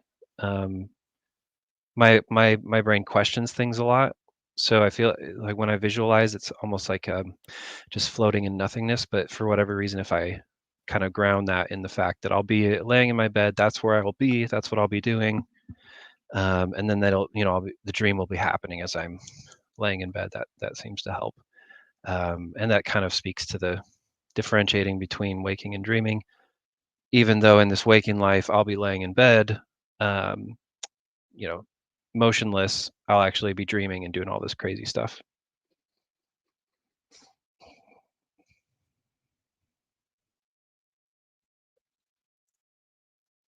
Yeah, that's cool. Emzi, you can go right ahead. Yeah, I was looking at the comments and I'm not seeing too many other questions. So do you mind if like I ask everyone on the panel kind of a question here? Sure. If we have questions? Sure. No, yeah, I have a question for everyone on the panel. Oh, right, no, go ahead. Sorry, I misheard that. Okay, yeah. Going into this conversation, is there anything that you kind of wanted to cover or say that you didn't get to during the course of the convo?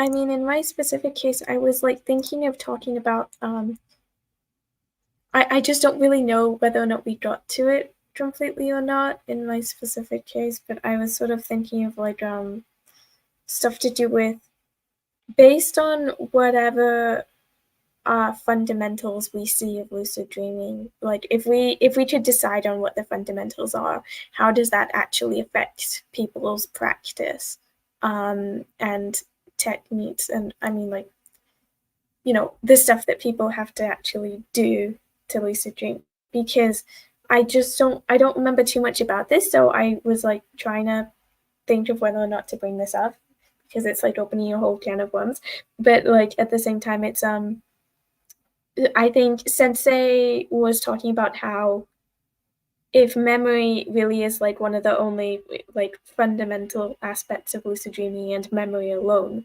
is that going to make it so that we have to have a memory-based practice, which I believe was sort of something that he was talking about a bit, like just completely making everything aimed at increasing, like everything just changed for the perspective of memory specifically. I don't really know if that made any sense or how much we covered that, but like that was something going through my head if people wanted to comment, but I don't really mind if we go over it or not. Does anyone have anything to say on that or something else? I definitely want bring to up? hear like other people's like what they wanted to bring to the table, but I think that's a really good thought and a really good question. I don't know if I think it really depends on who you are as a person. What, like, if knowing fundamentals and figuring out that back end kind of stuff is going to affect you in your whole process. I'm sure some people don't even have to think about the fundamentals because of the way their brain works. Like, they're just like, I'm gonna do this tech and that works, and I don't care what makes it work. That's fine. It works for me.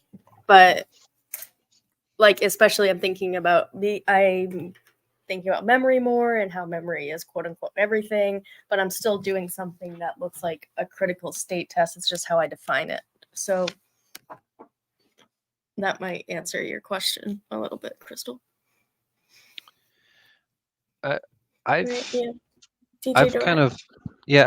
argued with Sensei a little bit on this, and I think the reason why he's strong on memory is because, you know, he's strong on recall, and if you talk to him, he'll say that, you know, recall is the most important thing for lucid dreaming practice, and I've argued with him on that a lot because I just don't find that to be true for myself. But it you know, I should say, the way I see things is that we're not all different, but we all approach things in different ways, or we fall into different groupings in a way, in the way that we approach things and what works for us. So, you know, for myself, I learned a lot from lucid dreaming when I was a kid, and when I was an adult, I tried to not synthesize, but kind of create a conceptual framework for myself. And so what I created was awareness, intention, expectation, willpower / motivation, and confidence / positivity. So I created a kind of framework for myself, and it's one that I think works for everybody, because I think you can get a lucid dream any one of those ways. But for most people, like, they have a strength in one of those areas, or they have strengths in a couple of those areas, and then they're weak in a couple other areas. And over time, you can kind of play to your strengths, but also improve your weaknesses. So there's no one size fits all, and that's the thing. It's one thing I do like to advocate, not focusing so much on mild, because I think it's a great technique, but it's also a cognitive technique. And I think, you know, what I've seen in the lucid dreaming community is that a lot of people struggle with cognitive techniques. They struggle bringing it into a concrete exercise and a concrete practice that they feel is working. A lot of times people try these cognitive exercises, and for weeks or months, they don't even know if it's working or not. They can't even recognize if it's working or not.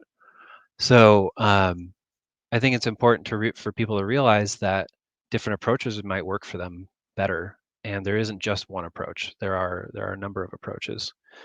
I would encourage people to not just talk to people in the Lucid Dreaming community, which is great, but also talk to, we have a great tool now called artificial intelligence, Bing, Bard, ChatGPT.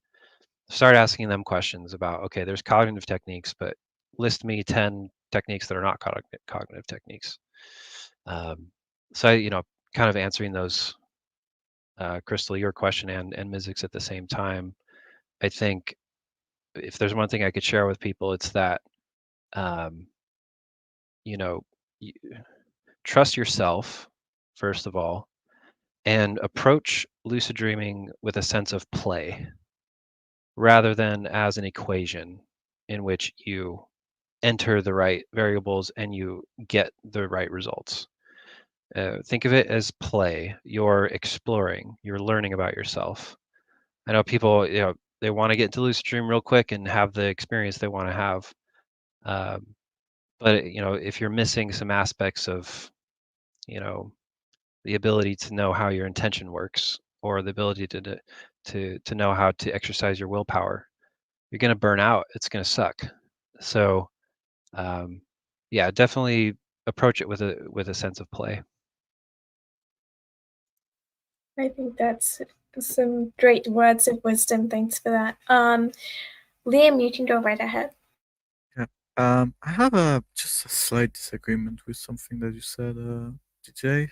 It's about using like artificial intelligence to get advice. It can like often come up with a lot of misinformed things or like just misleading advice. But more importantly, it like depersonalizes the experience, and you can't really get anecdotes from it. I'm an advocate of like artificial intelligence, but I don't think it should be used in those kinds of things. That's all.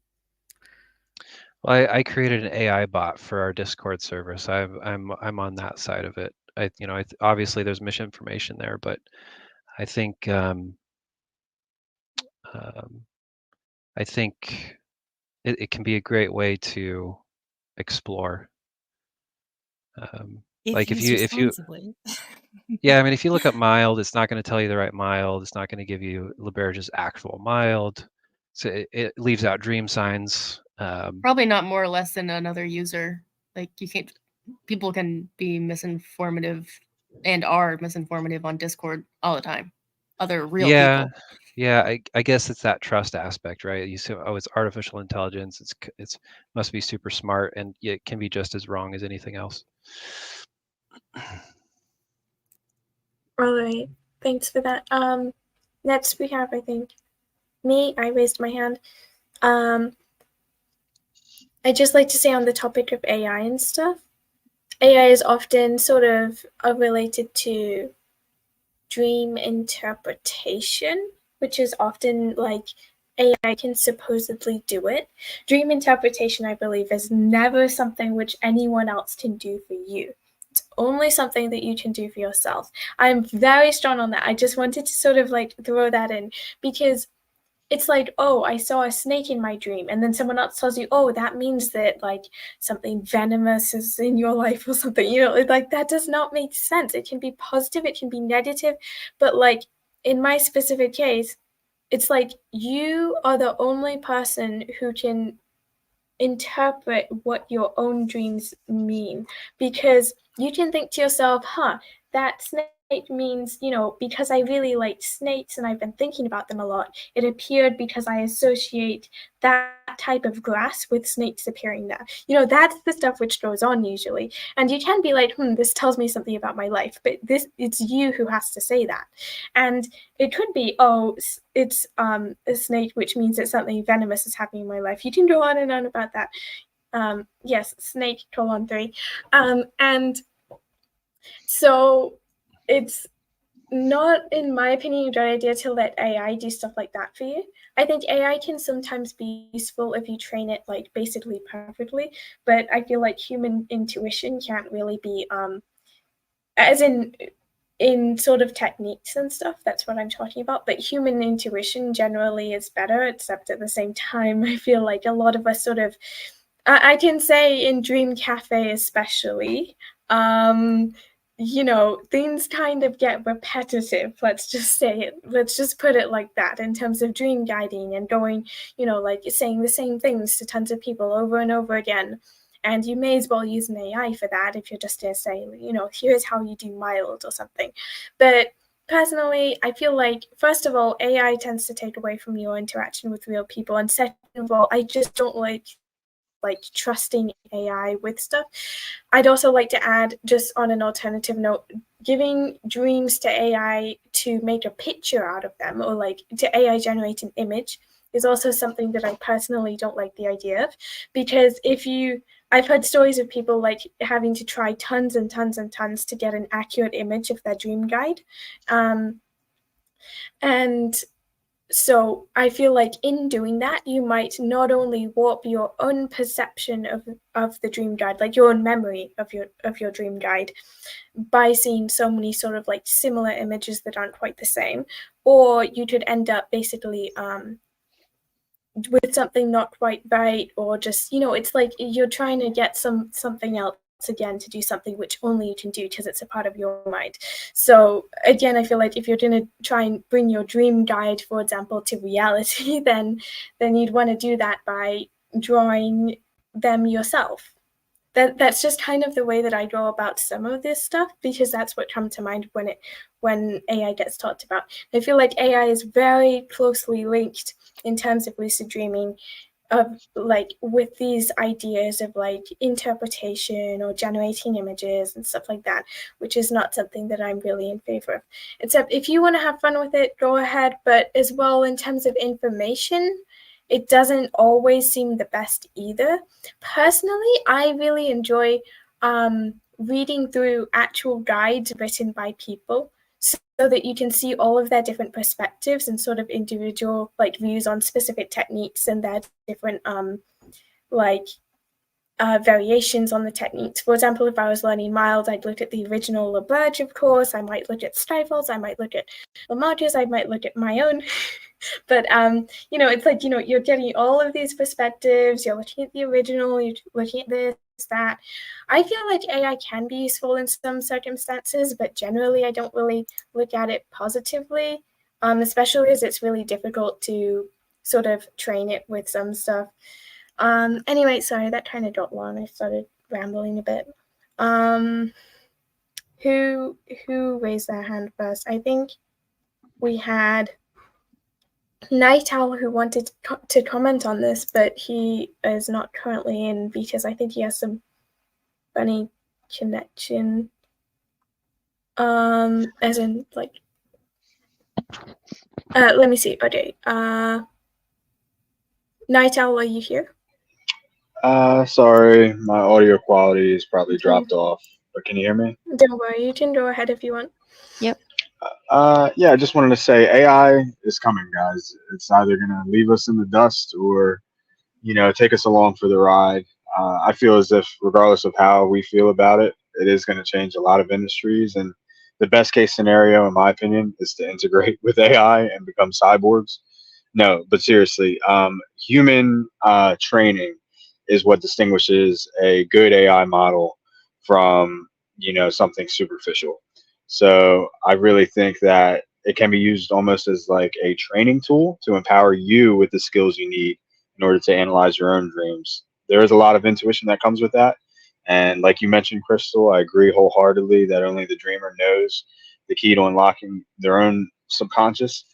But I feel like AI could be somewhat of a useful tool. And a lot of what you mentioned has its merits. AI may very well take away from genuine human interaction. And maybe the people who know us best would be best equipped to discuss our dreams with and decipher their meanings. So that's just my 2 cents. Great, thanks so much for that. Philip, you can go ahead. Yeah, I just wanted to say that I definitely agree with you on the part with depictions having a big influence on things like dream guides. I mean, at this point, it's impossible to get one straight depiction of a character in a dream if you have multiple depictions of them. AI, like you said, definitely messes with that, but I think it can be said just in general. Yeah, great, thanks. No one has raised their hand, so I'll just add one.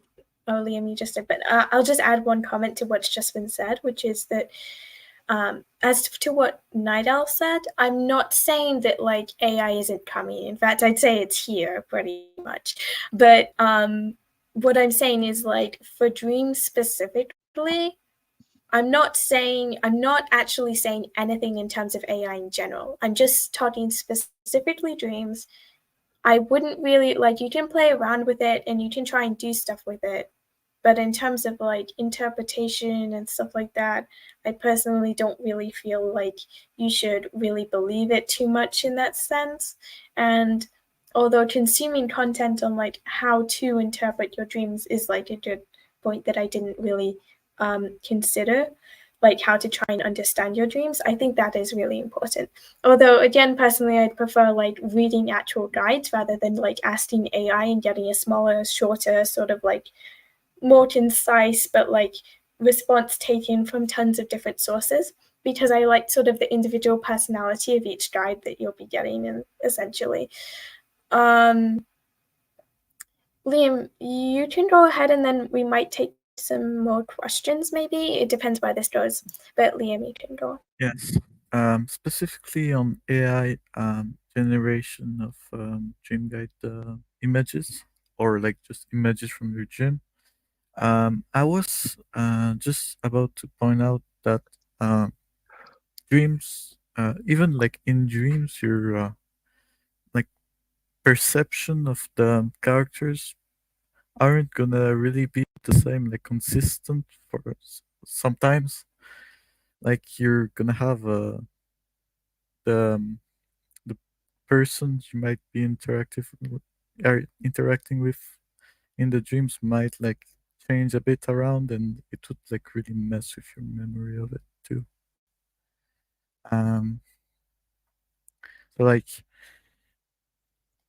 you also you distort your perception of the dream, even upon waking up, and forgetting some details. I think people really lose some details that were kind of important, and end up having a distorted view on their dreams, just right after waking up. Just saying. Also, tell me if you guys disagree or whatever. I'd really like to hear your responses. Okay, great, thanks. Do we have anything to add on this AI topic? Not everyone has. Yeah. Emzi, go ahead. Oh, Yeah, wait, I totally misunderstood what you said. I didn't realize that you raised your hand. I thought you meant something else. Anyway, go ahead. Yeah. I think it's really important to keep this context in mind when we're talking about this current crop of AI, which are really large language models. These are essentially, if you want to think about how these things work in a really reductionist way, imagine you're rolling a dice, except the dice is weighted in a really clever way. And that clever way it's been weighted is based on all of the information that it has available to it. I think we all know how much misinformation is out there on the internet and how many kind of different dream interpretation kind of guides are out there. And what these things are doing are saying, okay, so let's take a gross sum of all of these different things. And then as we create and go over each token, as we generate these words, which one makes sense to go next based on which one went next in all of these other cases. So it's very random, but it's random it is literally statistically random what this thing generates, but it does so in a more guided way. And then I think someone was saying with like human training, yeah, there are definitely ways to kind of push the die in one way or the other. Technique matters. Just that context is important. Like we're not dealing with necessarily like thinking objects here. Like yes, a lot of information is going between different kind of pathways and whatever, and there's a question there of whether that constitutes any kind of consciousness.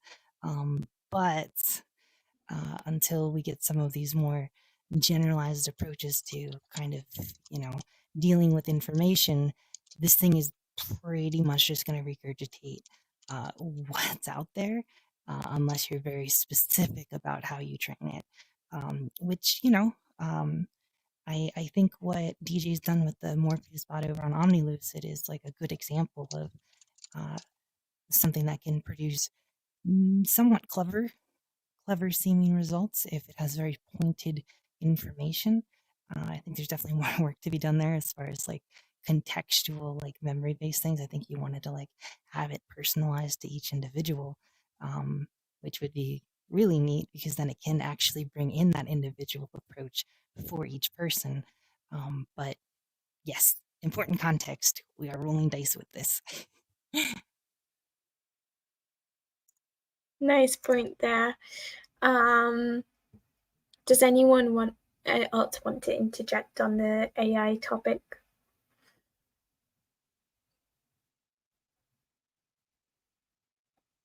Or we can conclude it and we can move on to some questions from the chat if you want to go ahead, I suppose.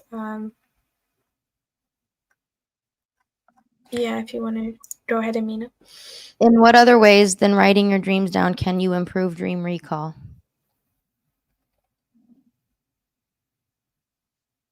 Who wants to start with this? Just, I mean, I feel like there's a lot we could go on about, but we can just stick to the basics if we want to. I know that. Yeah, for the sake of time, we can just give some bullet pointers. Number one, love dreaming is like the best advice I can give people who want to get into this.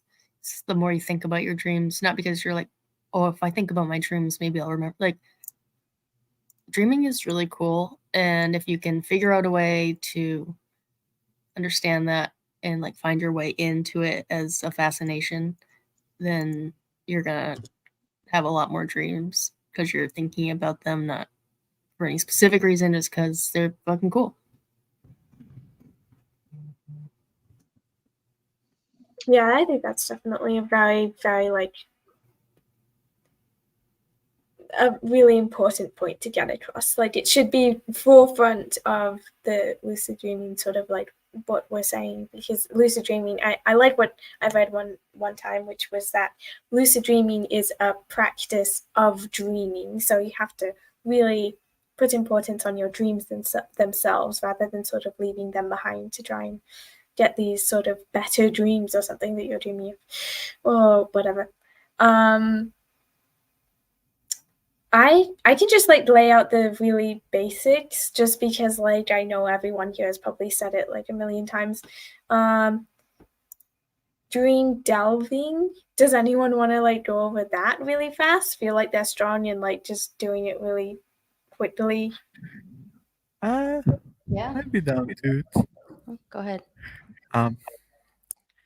Dream delving is a method of actively recalling dreams centered upon immediate actions taken upon waking. Okay, I'm not gonna like the complete pasta way.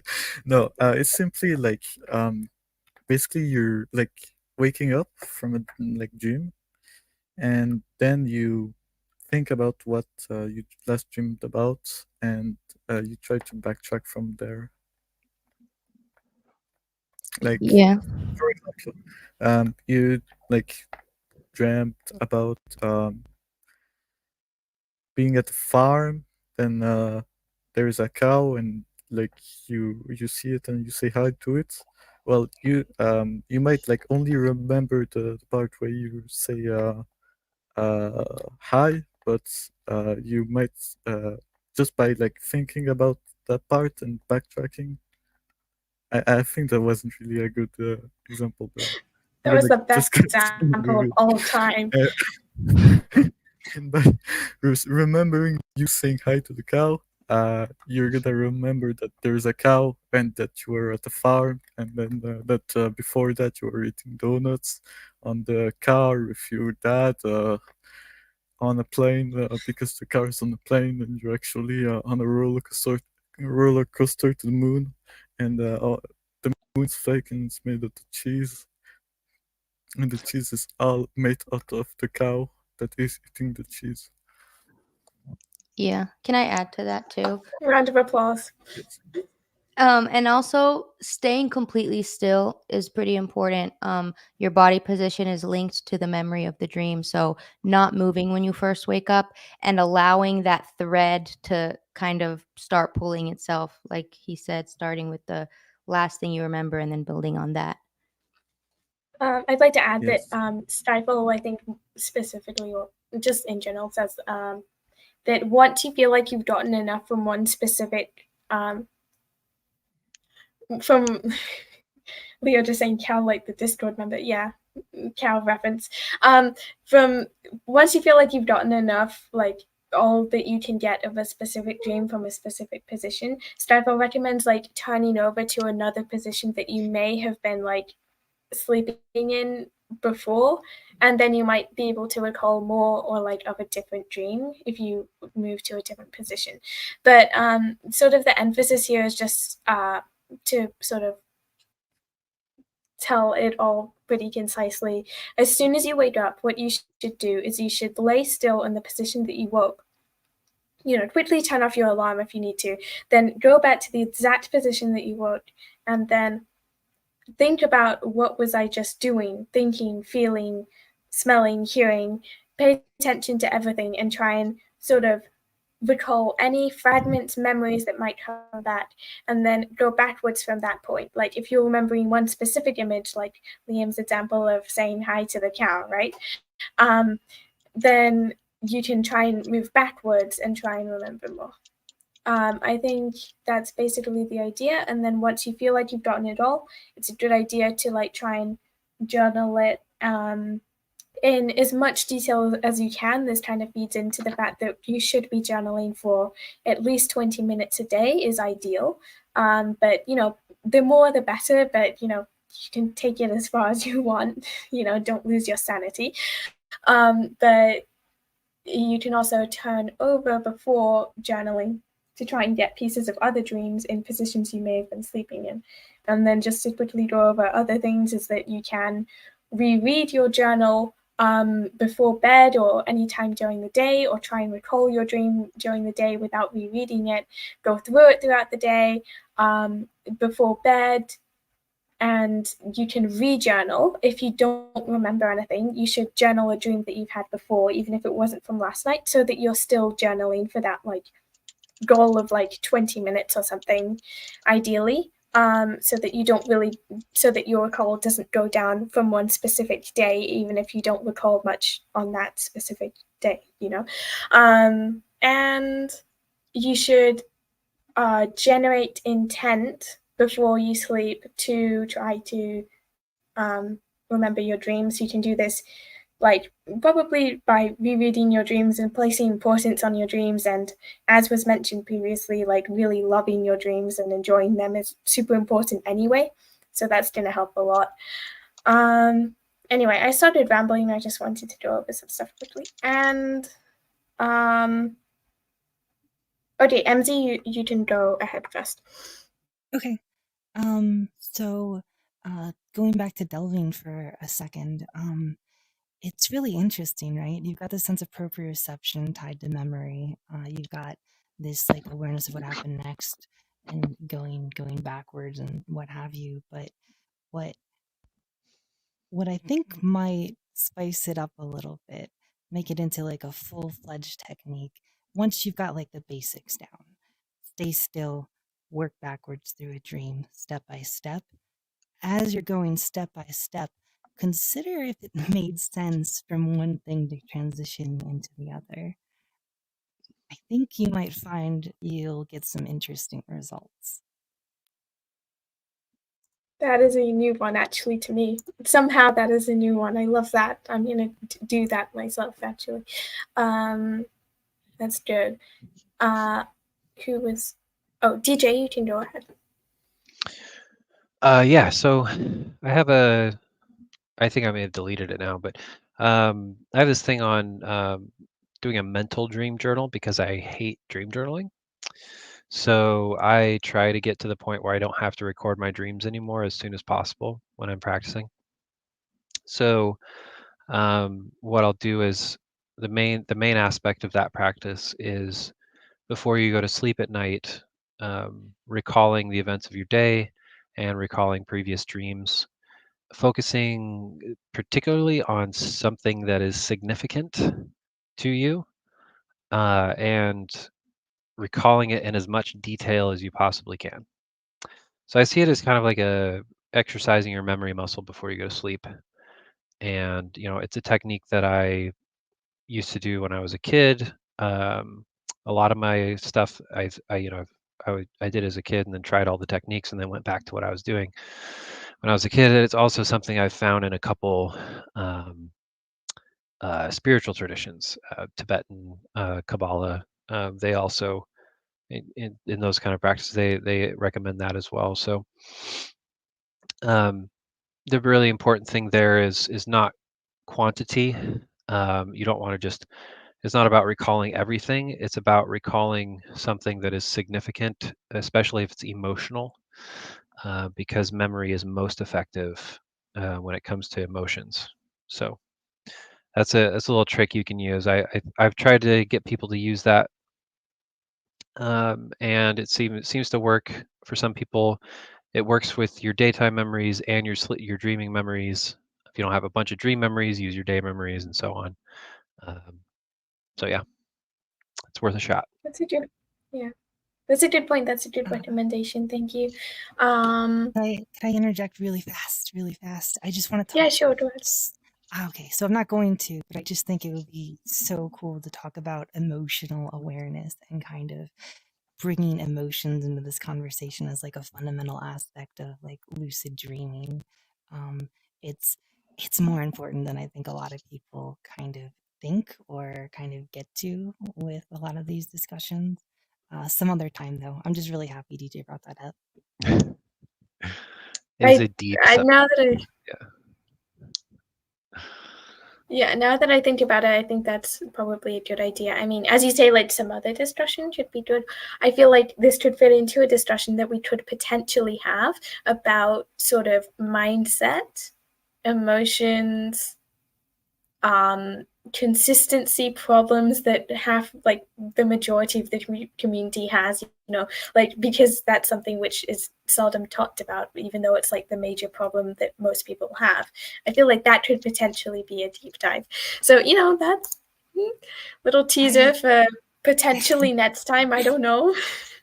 I think it's even deeper than that, though. I think it is like a fundamental part about how we process this information and how we come to the conclusion that we're dreaming in the first place, or can more easily and more readily come to the conclusion that we're dreaming in the first place. But yeah, something we can touch on some other time. Yeah, I could see that definitely as well. All of that coming into play together. I just meant like, it could fit with some of these other topics if you were to like just frame all of that with emotions. But yeah, that's a great idea. I'll note that one down. Great, thanks. Does anyone else want to like say something in regards to the question or what we just said? I feel like we could go on and on about emotions now, but we probably shouldn't. So we can do that some other time. Yeah, there's one other thing in terms of what can you do to improve your recall, and that is do some kind of physical action, whether that's drinking a particular tea before you go to sleep, even if it doesn't help. Putting your dream journal underneath your pillow, doing some kind of physical action. It solidifies your intention. So I think it can be important to, I use almost exclusively cognitive techniques, but I'm always advocating for getting outside of that paradigm, I guess, and exploring other ways. Explore the ways of intention, how we establish intention. We can use any aspect of our environment to create an intention and follow through on it. So think big, get creative. Oreos sound good. Anyone up for some Oreos before bed? That's a callback to the Oreos induced lucid dream, which kind of touches on this idea of like using objects to kind of build associations. Mild sauce. Mild sauce. Let's Oh yeah. go. Mild sauce. I have Le to hop burger. in a Le minute. burger. Sorry, what was that? I was just saying I have to hop off in a minute, but there's one more question. I can just pin it real quick and then.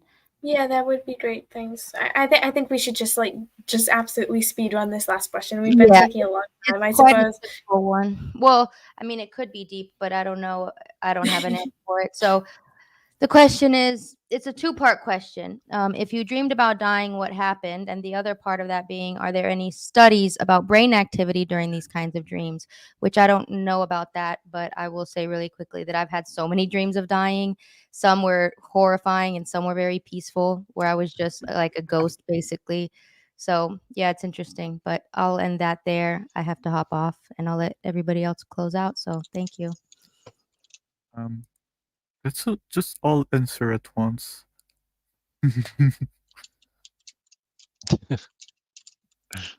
Yeah, go ahead. I've dreamed of dying once or twice. It was really no big deal. I didn't really feel anything of it. Like, I didn't make anything of it. What did you feel and saw dying in the dream? For me, it was more like meditation state, silence and peace and confidence. Well, for me, it was kind of just waking up. But I expected like an awakening, and that's like what directed the results. But I guess it would be different for a lot of people. Okay, thanks. Emzi, go ahead. Sure. I'll address the second question part of it first. I'm not aware of any studies that have looked at that specific type of dream. DJ might know better than I do on that front. As for actual experiences, if I'm lucid, what usually ends up happening is I will either reverse time, redo the situation, heal it up, and just continue from that point. In the past, in non-lucids, there's been some kind of like shift or dream scene change. One particular instance where like I went into a black hole that was very peaceful. That was very nice. I did that intentionally with the intention of like going into a black hole and dying. I think it was a challenge on Dream Views like ages ago. Yeah. So very different kind of outcomes. Yeah. Thanks. Does anyone wait? Did we answer the second question too, or were we just on the first? I did one? speak to that. I'm not aware of any kind of studies, but DJ has read far more studies than I have, I think, and retained more of that information. So, DJ, do you just want to yeah? My first response was to go to Google Scholar and try to find something, but yeah, I haven't honestly read a lot on this. It's kind of a crossover area in lucid dreaming. You're going to get more into like spiritual aspects, near-death experiences, stuff like that. So it would be a little bit difficult to kind of parse out the data there. Like, is there studies about brain activity during death dreams? I have no idea. I think there's probably there's definitely a number of studies on dreams about death, but about brain activity, I mean, you'd probably have the same brain activity as any other dream. It's a hard thing to capture too, like the qualitative aspects with the quantitative things that we can measure, because what we can measure is fairly limited. Yeah, you might get like some increased like heart rate and maybe some some fear going on there and some like neurological correlates to that, but the research is so early on all this stuff. I've like, so personally, my personal experience with these kind of dreams is I don't usually dream of death or dying, but I did a lot when I was a kid, and it was kind of a part of a progressive progression from nightmares and night terrors, and that's kind of how I actually ended up overcoming all those with lucid dreaming. That's I mentioned earlier how important it was at that time, so I like was able to do that, and actually I think Dr. Kristen Lamarca is doing a lot of really important work on PTSD and how to apply lucid dreaming to that. It can be completely transformative. I would have dreams of dying constantly in dozens of different ways. And then I'd have lucid dreams where I couldn't wake up from them. So I'd be lucid, but I couldn't wake up, and I would be getting tortured or dying in some way, right? People don't want to hear that, but like I think I might be like one of 3 people, and I've met probably hundreds of people online in lucid dreaming. So it's extremely rare, and it's usually linked to some kind of extreme trauma. So unless you have that in your life, you're probably good to go. Do you saw any dying in the dream? I mean, I used to kill myself in dreams on purpose to avoid pain until the killing myself didn't work anymore. And I ended up just wanting to die for real and just accept, like, okay, I'm going to die. Like, I'm saying goodbye to my family. I'm dying. This is it. And I had like this breakthrough. And after that, like a bunch of stuff started happening, and getting lucid all the time. But that's sort of a little bit different. I think if you're dreaming about dying and stuff like that on a regular basis, for me, the important thing was to know that it's a dream and accept it. And just know that it's a dream and it's going to end. And even if you can't wake up right now, you will wake up. And so it's important to remain centered on that awareness rather than, it's super easy to get carried away by the emotions or the pain or whatever. But it's important to focus on that. So maybe that's going a little bit into the deep waters, but yeah, that's my take. All right, thanks for that. Okay then. I don't think we have anyone else with their hand raised, I don't believe. And I don't believe we have any other questions, do we? So I think it's time to conclude, right? Does anyone have any final thoughts, just quickly to like go over? I'm sure that like in terms of technical stuff, we can always talk to one another, but in terms of like the topic. Thanks for putting it together. Me? Well, I don't know.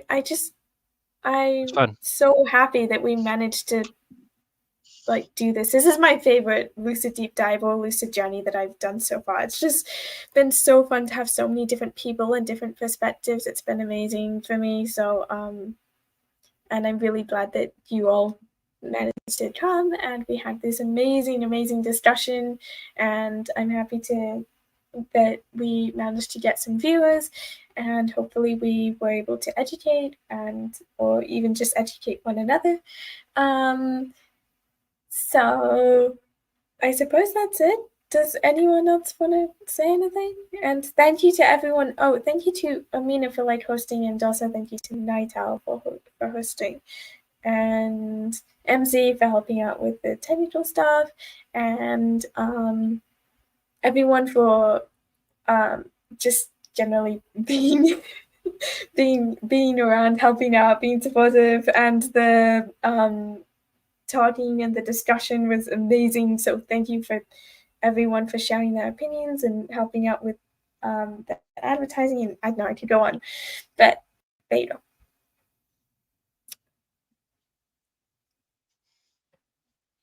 I think this was great, and I want to like see more of it like in the coming weeks. So I'm excited for the next one. We will do this like once a month, I think, as usual.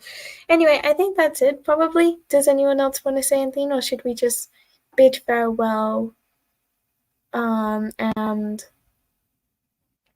end the stream however that's possible? Amina, I think you're in control, right? I don't know. Or is it Nightowl still? We're stuck here forever. Oh, No. Why are we still here just to suffer? All right then. Okay.